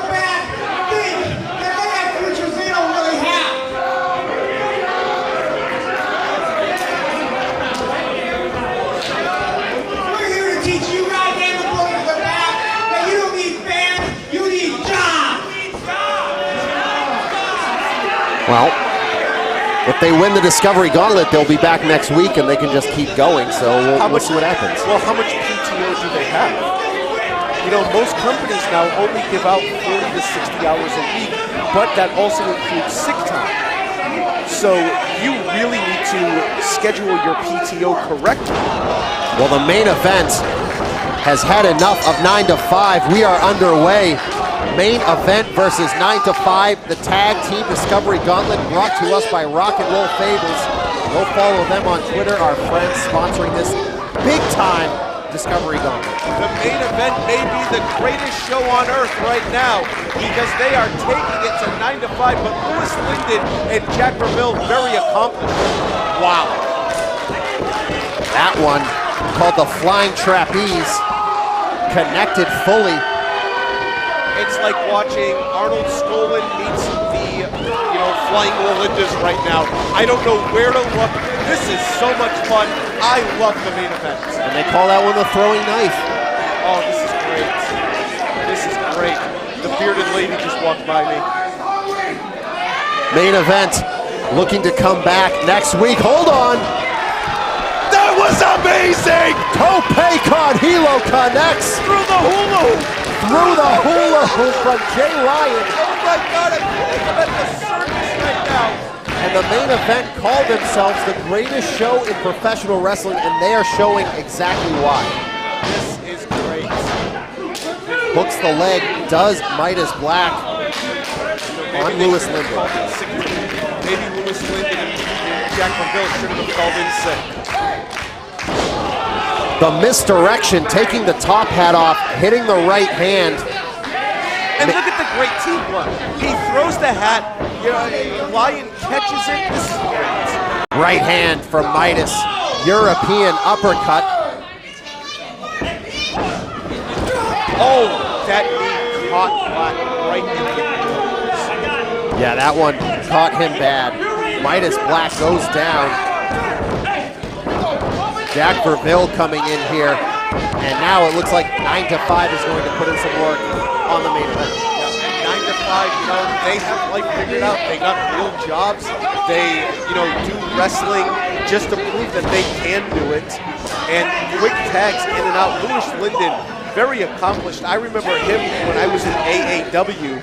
Shout out to Danny Daniels. You know, so it's great to see him here. And I'm happy to see that he landed on his feet. The first time since 2018 for Louis Linden when he teamed with Flip Kendrick as Aeroform. We all remember them. And then this is the first time Jack Verville's been in a Beyond Ring since 2012. And that was a year where he competed against Drew Gulak. That's how far back he goes. Yeah, and very, very accomplished wrestler in his own right here. But he's also a great banker, and, you know, Linden is a great accountant. I mean... Do you use their services? No, but their reputation speaks for itself. He is choking him with the tie. Come on, stop this. God. They are both choking them with the tie. The referee needs to get a hold of this. Referee has no control in this match at all.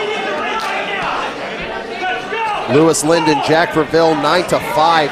They are taking the fight now to main event, and they are getting down and dirty to do it. You know, and weekend warriors like 9 to 5, they definitely have a lot to prove because, you know, Midas Black and Jay Lyon, they're out there trying to make it and everything else. No, they have nothing to lose because they can go to work tomorrow. There's a kick to the breadbasket on Midas Black. Hooks the leg. And the question I have is, we've seen main event from time to time. They have really started to make their name throughout the independent scene. What does 9 to 5 have to do to try to keep these guys at bay? Use their experience, get in their head and get them frustrated, keep the ring cut off like they're doing right now, and they will be successful and move on next week. But like I said earlier, do they want to? That's more PTO. Well, they are in here for a reason. They said they want to show the darker side of our business, of our great sport, as a spinning neck breaker there from Verville. So I'm not quite sure what they're trying to accomplish, but it looks like they're at least trying to get the win here. And wrestling is really dark. You know, there's no 401k. Show me light at the end of the tunnel for any pro wrestler. Go ahead, I'll wait. There isn't. So these guys here, at least they get to watch it 20 years. At least they get that, you know, that 401k where they can retire. There's the backbreaker. Linden going to the top rope. We've seen him fly in years past. Missed on the moonsault. Oh, and Verville got his leg hung up on the top rope on the other side. And now Jay Lyon in the corner wanting that tag desperately from Midas Black. He is getting hot and heavy into this. If he gets the tag, this could be the game changer. He is rested, and here he comes. The agility. Wow.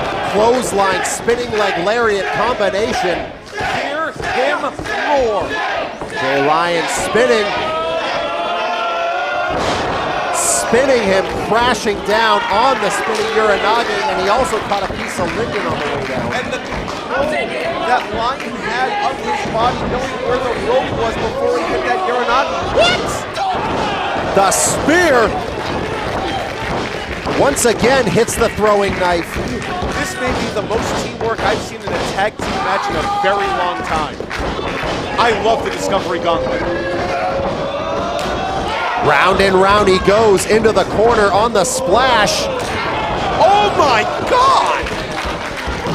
That was a beautiful combination, but the save made by Verville, excuse me. I don't know where to look when it comes to the main event. They actually really remind me in a lot of their movements and double teams of the Motor City Machine Guns. That's a great analogy. Yeah. And definitely very high praise. As double Irish whip off the ropes, but Linden able to transition in midair and hit that DDT. Not quite sure he knows where he is, but he was able to fight him off. Oh, and he caught a big boot. Jack Verville, though, he's now getting back up to his feet. Irish whip reversed. Here comes Lyon. Runs into a boot from Verville. There's a chop. Linden waiting. Top. Oh! They sandwiched him. The sandwich drop kick from 9 to 5. They could be going for it here. A knee into a German suplex. It looked like the shoulder was down, but there was absolutely no balance to be had, and that's why Lion was able to get out. Now, referee Evo here got the call wrong. You leave him alone. Can't. He has the hair of a teenager. You can't unsee it now, can you? And now Linden kicking the head of Jay Lion. Linden calling for the end on Jay Lion. Picks him up, but Lion fights him off. Running boot caught the arm. The enziguri sends Linden rocking. Jay Lion is feeling it right now. He's got to go for the kill. Lifts him up. Oh! Into the Dragon Sleeper. That's it. That's it. This is it. He has him cinched on the ground, but Midas Black in for the last second save. Midas Black fought away from the grip of Jack Rubin on the phone, on the floor. I don't know if the cameras caught it, but he was able to get in there and save his partner. Lewis Linden trying to get in the head of Midas Black here. Makes the tag to Verville. In the 9-5, looking to finish off the main event and come back next week in the Discovery Gauntlet. I don't know who the leading man is for the main event. It might be Jay Lion. Midas fighting both men off. Throwing pretty good shots. And then Midas Black, excuse me. Oh, misdirection. Almost hit his own partner there. Midas Black moves again. Standing switches. And Verville is just perplexed. He doesn't know what to do. All right, he doesn't want to hit his partner. Off the ropes he goes, and he hit him anyway. Oh, no. The boot sends Linden flying. Could it be? Grand finale. Main event are coming back next week. Uncharted territory, the main event. Awesome. Awesome. It's going to be so much fun to get to watch them again. And 9-5, well, they can save that PTO, can't they? They're going to have plenty of sick time in their bank because they are not coming back next week. Instead, the main event, Jay Lion and Midas Black, they will return after hitting that grand finale to pick up the win. Let's go to Sam Laterna and hear from main event. Sam Laterna's here? Boys, after such a successful Beyond Wrestling debut in the first ever Tag Team Discovery Gauntlet, what message do you have for the Tag Team division here at Uncharted territory? It's just simple. First of all, it feels so damn good to be here at Beyond Wrestling.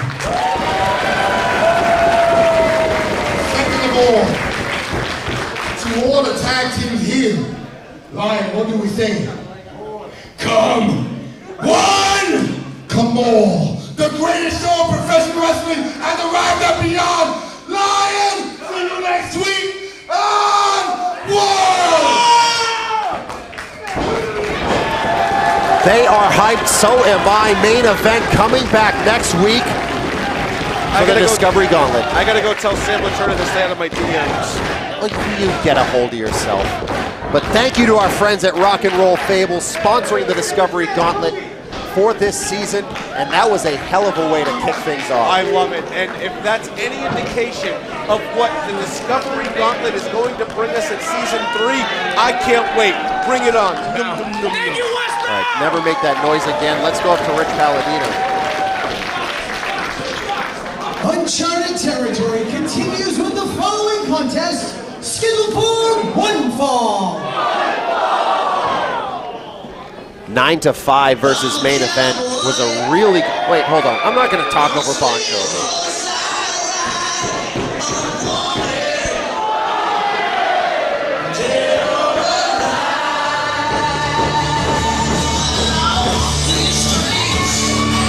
Oh yeah!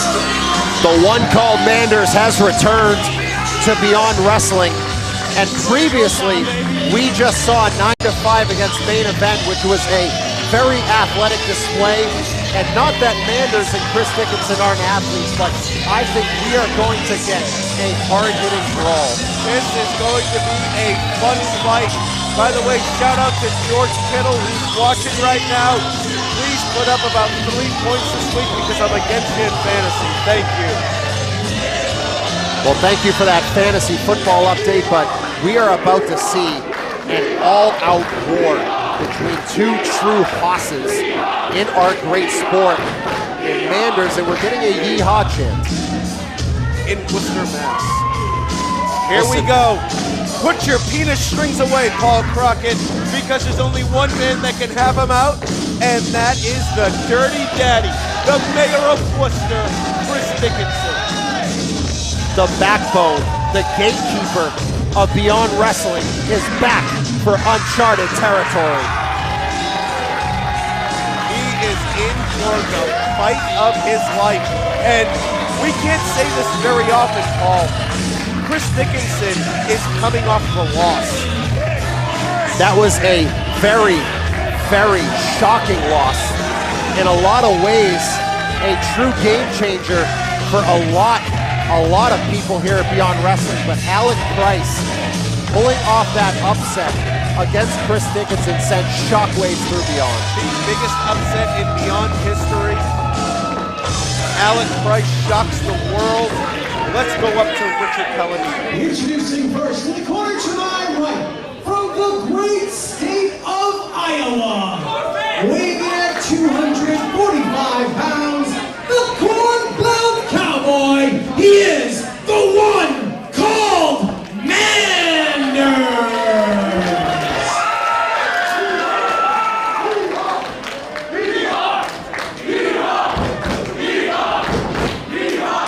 His opponent to my left, from Killer Hills, 10304, weighing in tonight at 225 pounds, Dirty Daddy, Chris Dickinson!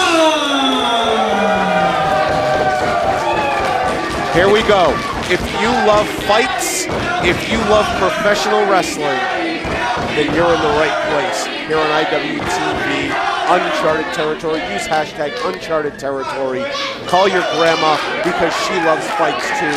Wake her up and tell her to watch this match. And head over to Shop IWTV, grab yourself some great merch, including the new shirts we have up right now. But this is sort of a throwback to me for season 1 of Uncharted Territory, when we saw Chris Dickinson testing himself against the biggest and the baddest as he prepared for Daisuke Sekimoto. This is very much the same feel.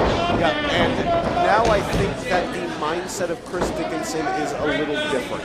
So coming off of that loss, especially such a big loss, to Alec Bryce, Chris Dickinson has a lot to prove, but he could get in his own head because he feels like he has to beat Manders right now. Not only does he feel like he has to beat Manders, but he must be just beside himself still over that whole situation, and you know that Alec Bryce is right at the forefront of his mind, and when you go in there against someone like Manders, you can't have anything else on your mind but him. One Saturday morning, Sonny Rogers defeated Stone Cold Steve Austin on Superstars. I thought that was the biggest upset I'd ever seen. No, and Sonny Rogers is great, by the way, but Borscht at the Beach, wow. There's a chop. These two going to trade, and they could trade for hours. These two are not afraid to just keep hitting each other as hard as they can until one falls down. I'm listening to the impact right now. I am listening to these two men just hit each other. Off the ropes goes Dickinson. Shoulder charge. Misdirection. There's another one. And Manders with the football tackle he walked on at the University of Iowa shows exactly why he forced his way onto that Division I squad. Yeah, nobody walks on a Division I college football team. That doesn't happen. Manders is a freak athlete. And not only do you have to be a freak athlete, you have to have extra determination than even your regular athlete. Wow, and he was just punted. Rolling to the floor, trying to collect himself. And then after college, in Iowa, goes to the best wrestling school in the Midwest, the Black and Brave Academy. Shout out to my boy Merrick Brave. And he is now one of the top wrestlers in the United States, top unsigned wrestlers. And living up to his name as a cowboy, I mean, that guy will get on his steel horse and go anywhere and everywhere for a fight. And, you know, you start out small out there, Don's Pub, and then you go, you know, to Muscatine and, you know, Donahue and all those little cold towns where it gets colder there than anywhere else in the world, it feels like. These two now trading on the floor amongst the fans. They're gonna go, they could end up over here for all I know. Oh no, he's taking chairs now. Manders has that chair. Sets it up, Dickinson with the running Yakuza kick. Manders falls into that chair that he set up, and this could really bite him. Yeah, but Dickinson taking a little bit of time right now. He hasn't worn Manders down enough to take this much time, I don't feel like. He is going to charge. Let's see what he can do. Here he comes. Manders meets him with that clothesline. I told you. Manders was able to take a little break and measure Chris Dickinson, using Dickinson's momentum and clotheslining his head off. All that time definitely cost Chris Dickinson. Manders, as tough as they come, I cannot impress upon you people out there how difficult it is for anybody to walk. Hold on. To walk on to a Division I, and not just a scrub Division I team, Iowa. Yeah, it's, you know, for my college football fans out there, we know Iowa. If you're not a college football fan, Iowa is really, really good.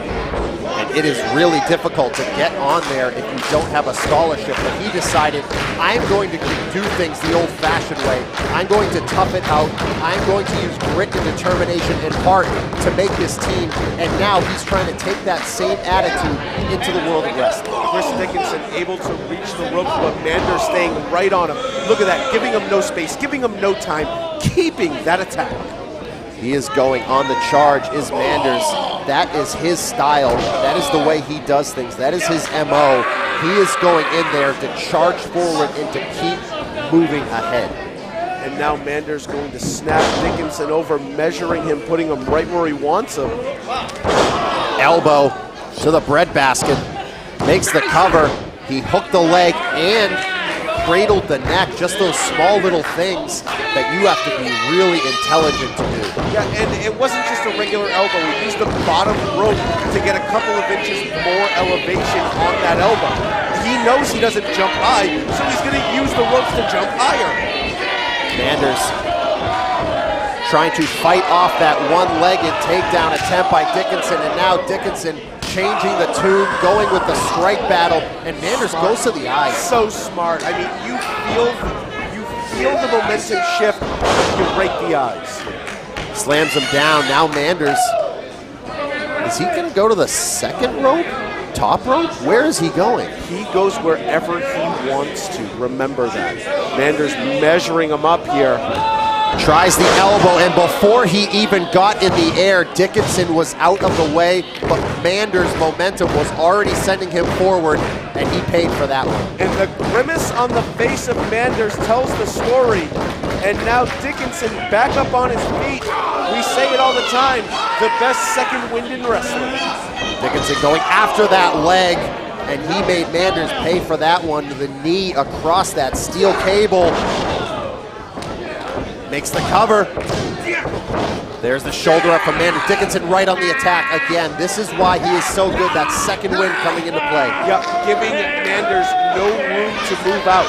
Just staying on the attack, locking it in, and Manders, he has to use that brute strength to drag the body weight, and he does, reaching the bottom rope. Able to get to that bottom rope is Manders. He knows how huge this would be for his career to knock off Chris Dickinson. Even though Dickinson is coming off a loss, still beating someone the likes of Chris Dickinson in his home away from home, Worcester, would be monumental. Dickinson wants it. Dickinson wants those shots. Very smart by Chris, drop kicking that knee, chopping the big redwood down. Went with that Muda-style drop kick to the knee. Manders did not see that one coming for sure. He's gonna try that spinning leg, dragon screw leg whip. Yeah, he always goes for that dragon screw leg whip around this time in a match. That leg's really hurting. Dickinson sensing the danger, gonna go for it. Manders has him up. Oklahoma Stampede. He goes for it and he hits it, but his knee is so hurt that he can't make the cover right away. Makes it, and that just cost him. Yeah, that little bit of pain, that going to your knee, that right there may have cost him the match. Manders grasping at that knee. Chris Dickinson trying to will himself back into this fight here in Uncharted territory. In our season premiere, this one has been huge. We still have our main event to come, but right now we are seeing a true house fight. Chris Dickinson has been in this position many times here on Uncharted territory. He's no stranger to it. And now it's who has more heart, and the answer is always Chris Dickinson. Manders going to try to test Chris Dickinson, take him to his limit and past that to score the win. Manders standing tall here, but I don't think this is the best strategy. Not at all. You don't want to slug it out at all at this point in the match. You want to hit and then avoid. You don't want to hit and then get hit. And Dickinson is begging to get hit, trying to fire himself up. European uppercut and the huge chop, and again, he is getting after it. There's the clothesline. Chris Dickinson is feeling it, but Manders fires right back. But that just woke Dickinson up. Look at the eyes. Look at the eyes. These two charging at each other, spinning back kick. Runs into the lariat, Dickinson down, this could be it. Dickinson out at 2. Dickinson went low with that kick. And look at the eyes of Manders. Okay, we're gonna fight. I don't think Manders could believe it. Here comes Dickinson. Death Valley driver. Good night. That is it. No! Manders fights on. He's gonna go for that Boston Crab. No, STF. He transitions right into it. Manders is far away from the That rope. is it. Chris Dickinson picking up the win. Here's your winner by submission, Chris Dickinson scoring the win over Manders. Hats off Great to fight. Manders for putting in that fight, but Dickinson just too much. That wasn't a wrestling match, that was a fight. I loved it. I loved every second of it. And that is the fight we wanted to see. Dickinson bouncing back after that loss to Alec Price, thanks to Becca. I still can't quite understand what was going on there with Becca. Joining forces with Alec Price seemingly, as Chris Dickinson asking for the microphone. And we will see what Chris Dickinson has to say. Let's give a round of applause for the Cowboy. Unfortunately, STF. Hold up. Whoa. You shut your face. Shut your face. Same thing after every match on every single Beyond show. How about you shut your fat face and let somebody else talk for a change, all right? How about you get your skinny fucking ass in the ring so I can abuse you? How about you give me a second? Well, How about you let the Prize City OG get his time to shine? The last superstar Beyond got here. All right? wow. I don't know about that. He's got balls. So newsflash, for all of you that's been living under a rock, the Prize City OG did the impossible. I beat the filthy father. David beat Goliath. You cheated. I beat you. Yeah, well, you didn't beat shit. I beat You didn't you. beat nothing. Since I beat you, that makes me the man now, Chris. It That does. means I can do whatever I want, whenever I want. And since I beat you, I hear we have an international superstar coming next week. Someone that's We already do? pinned you in the ring because you're trash. Someone that's not a man, but he's a walking fucking weapon. Oh, So you guys better be ready, because next week, the minute that Josh Alexander steps in that ring, I'm gonna put What? my goddamn foot through his fucking skull. You better do your homework, you old asshole. I'm the one who beat him the last time. Oh, I don't have to do no homework, all right? Yeah, you should. And you know what's Fuck crazy? you up. Is people have been saying, you know, Alec, you beat Chris Dickinson, but you had some help. And of course I had some help. A real G don't go to a hit empty-handed. I That's right. Holler. From one of the baddest chicks in the area. I had help from a woman who's not afraid to take her shot. My baddie, my queen, Becca. Well, Becca is the one who helped him score that victory after throwing sand in his eyes. Let's just get your ass away with this. Oh, God! Oh, Becca coming in through the front door and going low. She got him. We need some help out here. Dickinson, you know, he beats up a lot of people. It's kind of great to see him get beat up a little bit. I'm just going to throw it out there. Alec Price, he said he has Josh Alexander next week, but he is not wasting any time. He is attacking Chris Dickinson after Becca went low. Look at Becca up top. She can do some amazing things. Well, Becca going to the top rope. 450 splash from Becca. Wow, this is a gross display from these two lowlifes. Welcome to Beyond Wrestling, Becca. What happened? What happened? Call me Hurricane Henry, because I came here to shut Beyond Wrestling down. Oh, shit! Watch your mouth, watch your mouth. That's great! That's great! Just kidding, I'm Becca. Yeah. And I think what I'm supposed to do now is give you all an explanation for my actions, my recent atrocious Please. on Beyond Wrestling. Oh, no one cares. You're right. Yeah. So instead, I'm just gonna say, you're welcome. You're welcome. With me and Alec Price. Shut up. We are the Pride City Hooligans, and we came here to save each and every one of you from the monotonous, boring, regurgitated bullshit that is Beyond Wrestling. Wow. Well, the Prize City Hooligans. You're welcome. You're welcome. You're welcome, Drew Cordero. And Chris Dickinson, suck my scrunchy bitch. Well, wow. Alec Price and Becca, lowlifes, as low as it gets, but we'll digest that a little later. Let's talk about what we have coming up next week. Episode 2, Willow Nightingale taking on Lady Frost. That's going to be amazing. 2 world-class competitors at episode 2. Waves and Curls are going to be in the house. I am pumped for that as they challenge main event in the Discovery Gauntlet. Get ready to have a dance party. Savage Gentleman takes on Chris Dickinson. That'll be a brawl. Good fight feel. Delmi Exo tries to take down the unbeatable Megan Bain. It's going to be a good one. And Josh Alexander returns to Beyond Wrestling to take on Alec Price. All that and more next week on Uncharted Territory. But let's go to the main event.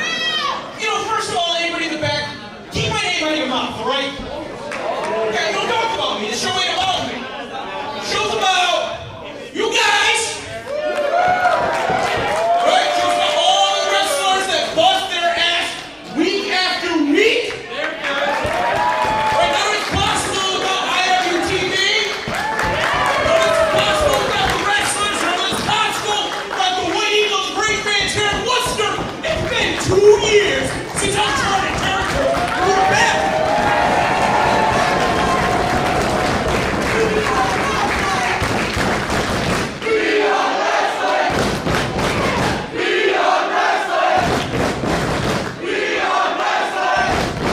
Well, you know, it's been 2 years since Uncharted Territory.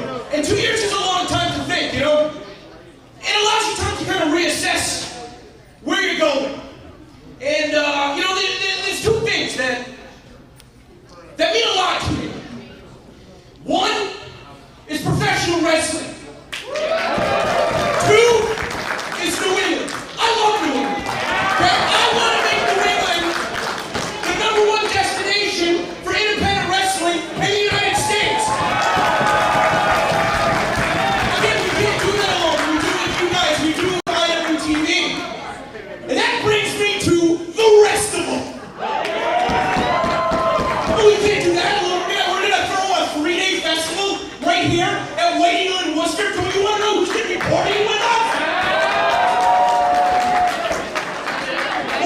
course, you know, they made it their home right here, so you know we're gonna have WWR Plus in the house.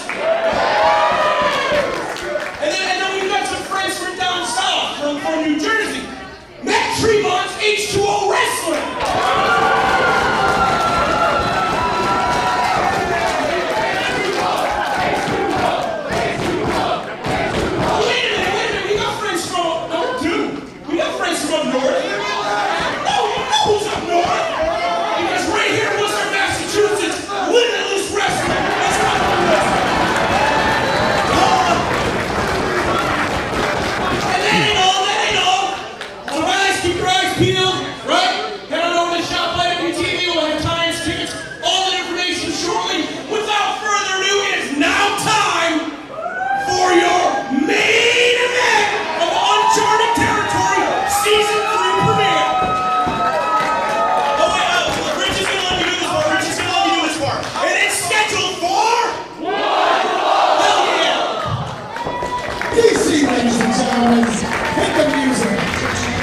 Here we go, main event time. I just got off the phone with Fritz Von Erich. He's trying to get into the Restival. World-class championship wrestling coming to the Restival.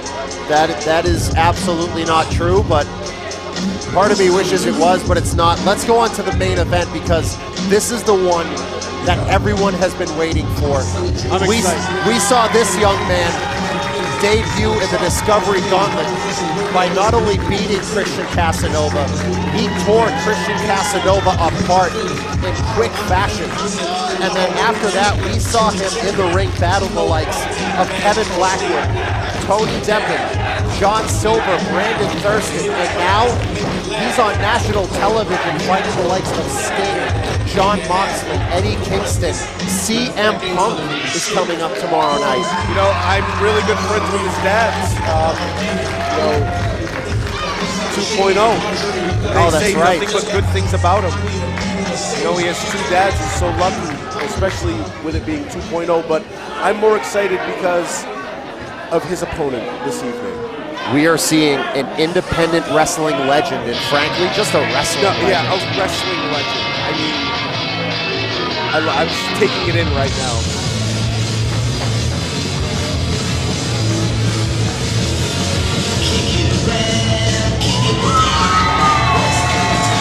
Listen to that ovation for Alex Shelley. Finally making his Beyond Wrestling debut here in 2021. And it couldn't be in a bigger spot, less than 24 hours away from IWTV Untitled tomorrow night here live on IWTV, where he will challenge for that IWTV championship that Wheeler Yuta holds. He is going in there with maybe the fastest rising wrestling star that we have ever seen. The greatest export from Michigan since the Sheik, Alex Shelley. 3 times former IWGP Junior Tag Team Champion, former Ring of Honor and Impact Tag Team Champion, and a former Impact X Division Champion. Alex Shelley's credentials speak for themselves. It is great to see him here at Beyond. Let's go to Rich. Introducing first, in the corner to my left, from Buffalo, New York, weighing in at 187 pounds, Red Death, Daniel Garcia!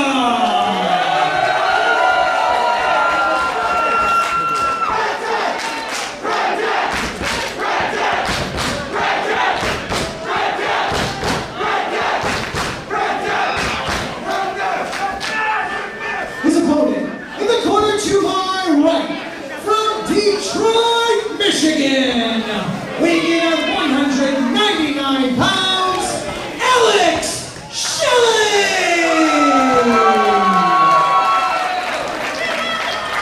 This is the big one we have been waiting for.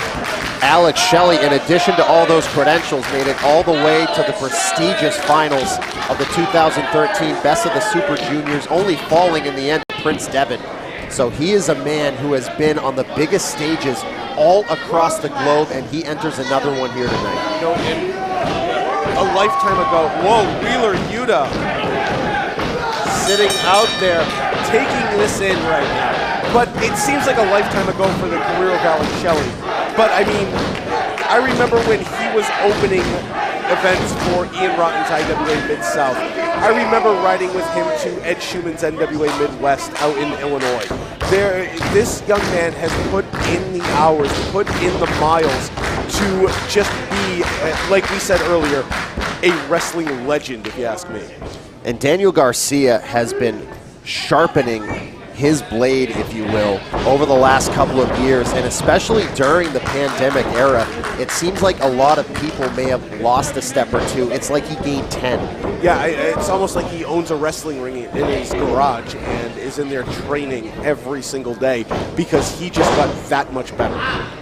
And thrust right into the national spotlight and didn't even hesitate, didn't even blink, showed no signs of being nervous at all. May not have had the best as far as win-loss record, but he's not going in there scared. He's not looking nervous. He's not looking shook. No, not at all, because he knows being in there with those guys, it's only going to make him better. Being on that stage, getting over those nerves is going to make him better. But one thing he really has to worry about here this evening with Alex Shelley is that experience, because Shelley's seen and done it all. He has been in there with every type of competitor that you have ever seen, especially the types like Daniel Garcia who can do it all. And wow, look at that.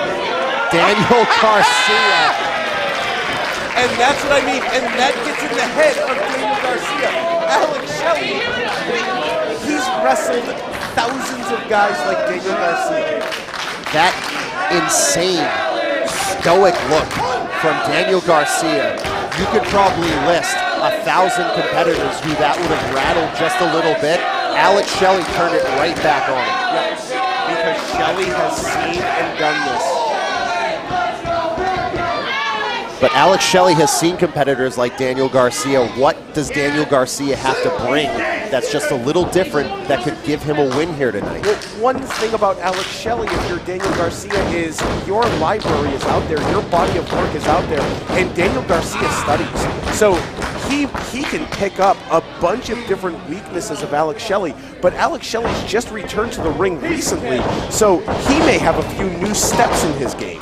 Putting that forearm across the face of Alex Shelley was Daniel Garcia, and that is the thing that you cannot teach. It's something you just pick up on your own. And okay. All right. And now turning the tables right back. That is a thing that he did that is wise beyond his years. Yeah, and now trying to get into the head of Alex Shelley, and Shelley's like, okay, I'm going to step back here a little bit. All right, I need to reassess this. Despite the fact that Alex Shelley has the experience edge by a lot of years, you wouldn't really be able to tell that just by watching these two go back and forth here. It is like Daniel Garcia has been wrestling for 20 years. You know, and I want to let our viewers at home know, all 715,000, we're going to stick with the action. We actually contacted the satellite company. We will stay on the air for the remainder of this match. You will see the winner. No time constraints here at Uncharted territory. We will go until there is a finish. And these two have the chance to go the distance as Shelley battering Garcia back down to the mat. Did he just spank him? He did. He did. Shelley's doing little things to get in the head of Daniel Garcia right now. And then, Daniel Garcia right over. He put his full body weight on that too. Trips the legs out. Crucifix from Garcia. As Shelley down to the mat, and there is a drop kick to the side of the head from Garcia. And even though Alex Shelley in a lot of instances would have the advantage in athleticism and speed, Garcia showing how well-rounded he is. Yeah, Daniel Garcia is experienced beyond his years. And it's because he isn't afraid to get in there with veterans. And every time he loses, he learns something. Off the second rope, high cross body, Shelley rolls through, hip toss. As Shelley showing his experience edge here, a lot of people would have just stayed down for the cover on the cross body. He rolled through and continued the assault. Looking at Alex Shelley, you would never believe that he's been wrestling over 20 years now. And he has, and it's amazing to see because he's in such great shape, and he's doing things that I've never seen out of Alex Shelley. And you know, been opposite him in matches before. He's in better shape than he was 20 years ago. It's crazy. It's crazy. He really is. And using that physical therapy background now to help strengthen his body, he looks better than ever. And not only physically, but just as far as his movements in there, what he's doing. He knows how to take his time. He knows how to pick his spots. This is why he is so good. Just mentally as well. I was able to speak to him before the show. We reminisced a little bit, and he's just a different person than he was 15 years ago when I knew him. You know, he's just a great guy, well-rounded, and just down to earth. Look at this. Caught him.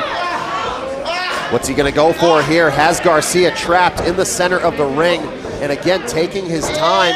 Going to try that Billy Goat's curse straight out of Chicago. No, he's going to pick him up. This is going to be a pendulum. Going to go for that pendulum. Nicely done. And normally what you do is you walk him over to the bottom turnbuckle and you hit his head in the bottom turnbuckle. Look at those back muscles of Garcia bending the complete wrong way, and that is the other thing about his physical therapy background.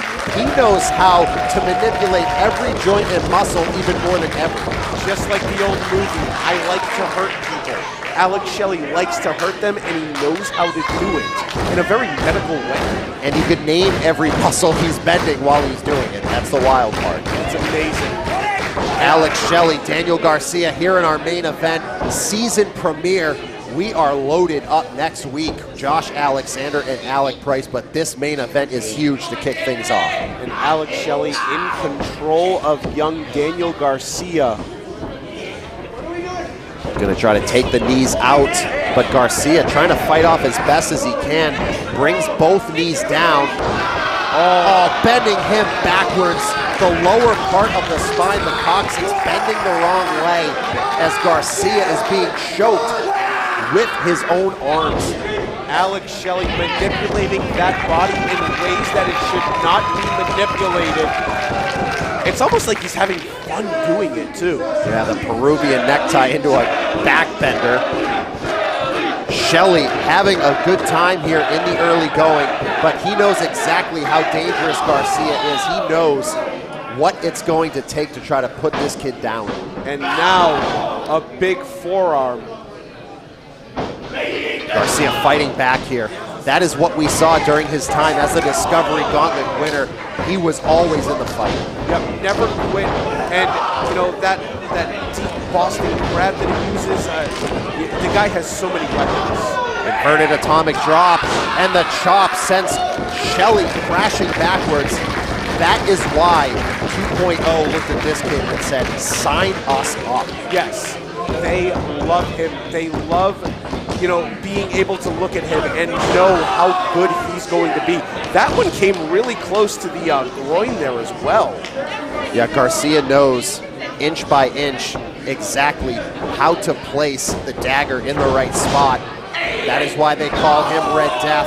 That is why he might be the most prized student to ever come out of the Buffalo area. And I was just about to mention, you know, the Buffalo boys, they all support each other, they all love each other, and they right now are all supporting Daniel Garcia on this weekend of a lifetime. There's a reason why names like CM Punk and Bryan Danielson, when they signed with AEW, were asked, who do you want to face? And they both mentioned Daniel Garcia. Yeah, he is the future of professional wrestling. There's a boot from Shelley to fight off Red Death. Garcia with a strike of his own as these two going back and forth in our main event. I love how you're calculating the strikes, especially Daniel Garcia. Oh, took the knee out. Smart. So smart. Everything Daniel Garcia does, he is calculating. He is watching Alex Shelley and knows exactly where he's going to be to strike, and he just didn't. Garcia not wasting any time, going over to that post. He sees the knee, and he is going to go right after it like a rabid dog. Daniel Garcia in control out on the floor, going after that knee. He's found his body part, and he's going to exploit it. He is really going after it. That is steel that Shelley's leg and knee are pressed up against. But I was going to mention, on that misdirection where Garcia went with the knee, 99.9% of guys and ladies would have went high. He went low. He he knew. And that must be something about Shelley, you know? He knows that there are knee injuries in the past. So Daniel Garcia definitely did his homework. Shelley's hurt. Uh-oh. He's hurt. Yeah. That knee went out on him. He is trying his best to get out of this dangerous position, but a dragon screw leg whip. He's done. Yeah. Garcia in control. And you got to remember, Shelley's wrestling for the championship. He's wrestling Wheeler Yuta, who's sitting out here watching the back. I mean, this is easy picking for Wheeler Yuta. Wheeler Yuta at ringside, just enjoying this one. He's probably rooting for Garcia to tear his knee out. Garcia missed. Shelley has enough movement in that knee to get out of the way, and the neck of Garcia goes against that top rope. Shelley's gonna follow it up. Oh, he got caught. He got caught. The ankle and the knee going the wrong way. Daniel Garcia could pull off this massive victory over the wrestling legend, Alex Shelley. This would be huge for Daniel Garcia and even bigger for Wheeler Yuta. He got that bottom rope, Garcia. Not happy about it, but he does break the hold. And you didn't see it, Paul, but when Daniel Garcia hit that, Wheeler Yuta jumped out of his chair in excitement. He's watching everything. He must be just salivating at the thought of going after that knee tomorrow at IWTV Untitled, which you can see here live on IWTV. Daniel Garcia, knowing just how big a victory over someone like Alex Shelley would be, not only for him, but he childhood Daniel Garcia. Alex Shelley is someone he watched growing up all the time. Using that front spinning toe hold, and Alex Shelley's hurt. He's hurt big time. Yep, Daniel Garcia has targeted that leg 80% of the time in the last 4 minutes of this match. Daniel Garcia stepping into the main event, Season 3, Episode 1. The former Discovery Gauntlet winner ran through a number of high-level talents when he was holding that Discovery Gauntlet. Now, going to the next level in his career and on his journey in that next level. He wants a piece of Shelley, but if Shelley can get this armbar, a desperation armbar now going after the knee. Look at that ankle too. That ankle is being turned. Shelley needs the rope, but Daniel Garcia blocking it with his other foot. That is experience beyond his years. Alex Shelley trying to grab that bottom rope, instead having to change direction. Rolls through. So smooth. Look at this. Wow, and pushing up on the leg, adding more leverage, more pain on the leg of Daniel Garcia. But Garcia so simply rolling in and countering, wrenching that knee and that ankle once again. How good is Daniel Garcia when he gets going? You know, the kisses on the forehead early in the match and things like that, that you thought were going to get into the head of Daniel Garcia. Garcia's in control of this match. And Garcia struggling to break that hold. Referee Kevin Quinn having to assist. That's how tied up these two were. As Red Death Daniel Garcia has to dig really deep into his playbook here because, as you mentioned, Alex Shelley has seen it all. And now Daniel Garcia giving no room to Alex Shelley to even catch his breath, to recover from the pain in that leg. He's right back on the attack. Daniel Garcia has been waiting a long time for this one. He is not going to let it slip away, but Alex Shelley, the veteran, trying to find some way back into it, and that is not the way. Shelley's hurt. The pain etched throughout Shelley's face. Oh, he blocked it. Blocked the knee, and now Garcia's knee might be hurt. Yeah, he caught the elbow right to the kneecap. Damaging his own knee to take the risk to put Garcia down. He rolled through the dragon screw. There's a super kick. He caught him. He caught him. Cover him, Shelley. Cover him. Too much damage to the knee. He cannot get over there. The pain coursing throughout his body as he is trying to get back in this big main event. The future of Beyond Wrestling. The future of all of wrestling. Daniel Garcia in there against the legend Alex Shelley. What a main event for episode 1. And this is only the first episode of Uncharted territory. What else can they pull out? Alex Shelley desperately playing defense on that knee, and for good reason. as Wheeler Yuta, the champion here ringside, watching this one, as Alex Shelley and Daniel Garcia trying to just find that knockout blow at this point. And they're using each other as leverage to stand at this point. They've been wrestling almost 20 minutes now. They have been going at a feverish pace, and Shelley's leg has taken a brutal beating. Bringing that wrist from a 12-6 position across his own shoulder. Shelley fighting his way back into this one. Garcia being brought up to his feet with his own momentum. He's got to catch him with something big here. This could be it. Alex Shelley going to try the Saito suplex. Instead, Garcia battling out with elbows, connecting to the ear of Shelley. Shelley needs a kill shot at this point. It's Aguirre, caught Garcia. Red Death is caught with that super kick. He's down and out. Shelley unable to get over to make that cover. Both men down, Paul Crockett. Referee checking on him. We could have a double count out. Could very well be. These guys have exhausted themselves. They have caused great damage to each other as Shelley and Garcia here in episode 1. The will of both competitors being tested this late in the match. Garcia checking to see if his nose is bleeding after that last shot. Shelley doesn't care. Shelley smells any opportunity here. Oh my God. What? Garcia woken up. What do you have to do? What do you have to do here? Shelley suckered him in. Caught him, but he doesn't make the cover. Nope. Crucifix. There's the cover. Garcia able to get out. And Shelley. He has him wrapped. Gotta lock those fingers. He has it locked, but Garcia able to get to that bottom rope. Yeah, Garcia, he's lanky. He knows where he is at all times. He's about 6'1", 6'2".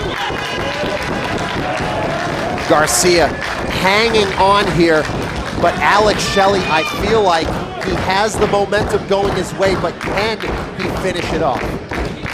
Alex Shelley has been in this situation many, many times, and now he knows what plan he needs to formulate, whereas Daniel Garcia's got to be thinking, what do I have to do to beat Shelley? Shelley knows what he has to do to beat Daniel Garcia. Garcia hanging on to that second rope. Shelley was attempting to bring him back to a vertical base, but Garcia intelligently holding on to that second rope so he doesn't come up to his feet. Yeah, and that's the unorthodox style of Daniel Garcia. And Shelley, you know, he's trying to come up with something here. And once again, Garcia holding that rope. Hanging on for dear life. Alex Shelley with a shot. Once again, trying that Irish whip, but Garcia doing everything he can to hang on. Big reverse knife edge chop by Alex Shelley, trying to break the grip of Daniel Garcia. Garcia, that grip like iron. Shelley finally had enough, unloading with shots, trying to wobble Garcia. He knows he needs to break that grip. Garcia with the running Yakuza kick. He suckered him in for it. In the corner with the double knees. Red Death charging. Met with a back elbow by Shelley. The misdirection again. Go behind. He's going to put him to sleep. No. Shelley out of it. Now he's going to put him to sleep. Alex Shelley. Playing defense. He broke the hold. Garcia. There's a 2 count. Garcia with the ankle lock. After all this time, all the punishment on the leg. This is it. Ankle lock in the center. Shelley trying to get to that bottom rope. Can he do it? He has the referee trying to get to that bottom rope, and he does. And look at Daniel Garcia holding it for that extra 3.5 seconds before he gets disqualified. Any way to add pain.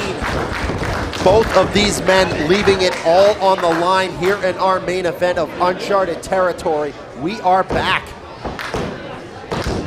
Every Thursday night, this is the action that you're going to get. What a main event. Garcia holding on to that foot of Alex Shelley, tried to wriggle his way back into that ankle lock, yet Alex Shelley is fighting. Big forearm by Shelley. Garcia felt that one, and Shelley almost daring him on. And look at Shelley's breathing, how he's controlling his breathing right now. And a lot of competitors wearing the mouth guard have struggled a little more with that breathing. But Garcia kicked the knee, gonna try that pile driver. Rolls through, gonna go for that ankle again. No, Shelley caught with the Shining Wizard. Here it is. Pile driver stuffed him. He's close to the ropes. Shelley out at the very last moment, not wasting. Wait, turn around. He's got him. Depth shooter. He is far away from the ropes. Depth shooter is locked in. Back. That is cinched in tight. Garcia. Oh, you got the arm. You got the arm. How did he get out? Shoulders down. No. Gonna go for that depth shooter again. Rolls him through. Small package. Oh, that was three. That was three. Almost got him. Shelley. Overhead, belly to belly. Where's Shelley finding this? They go for the kill on the ripcord. Caught him. There it is. No. And once again, it is locked in. I don't want it to tap. I don't want this match to end. Nowhere to go. Daniel Garcia taps out. Alex Shelley is your winner.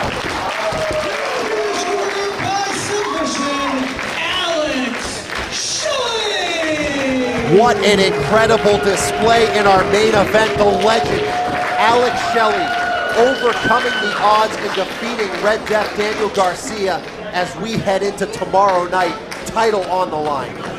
What a match, but how softened up is Alex Shelley? I mean,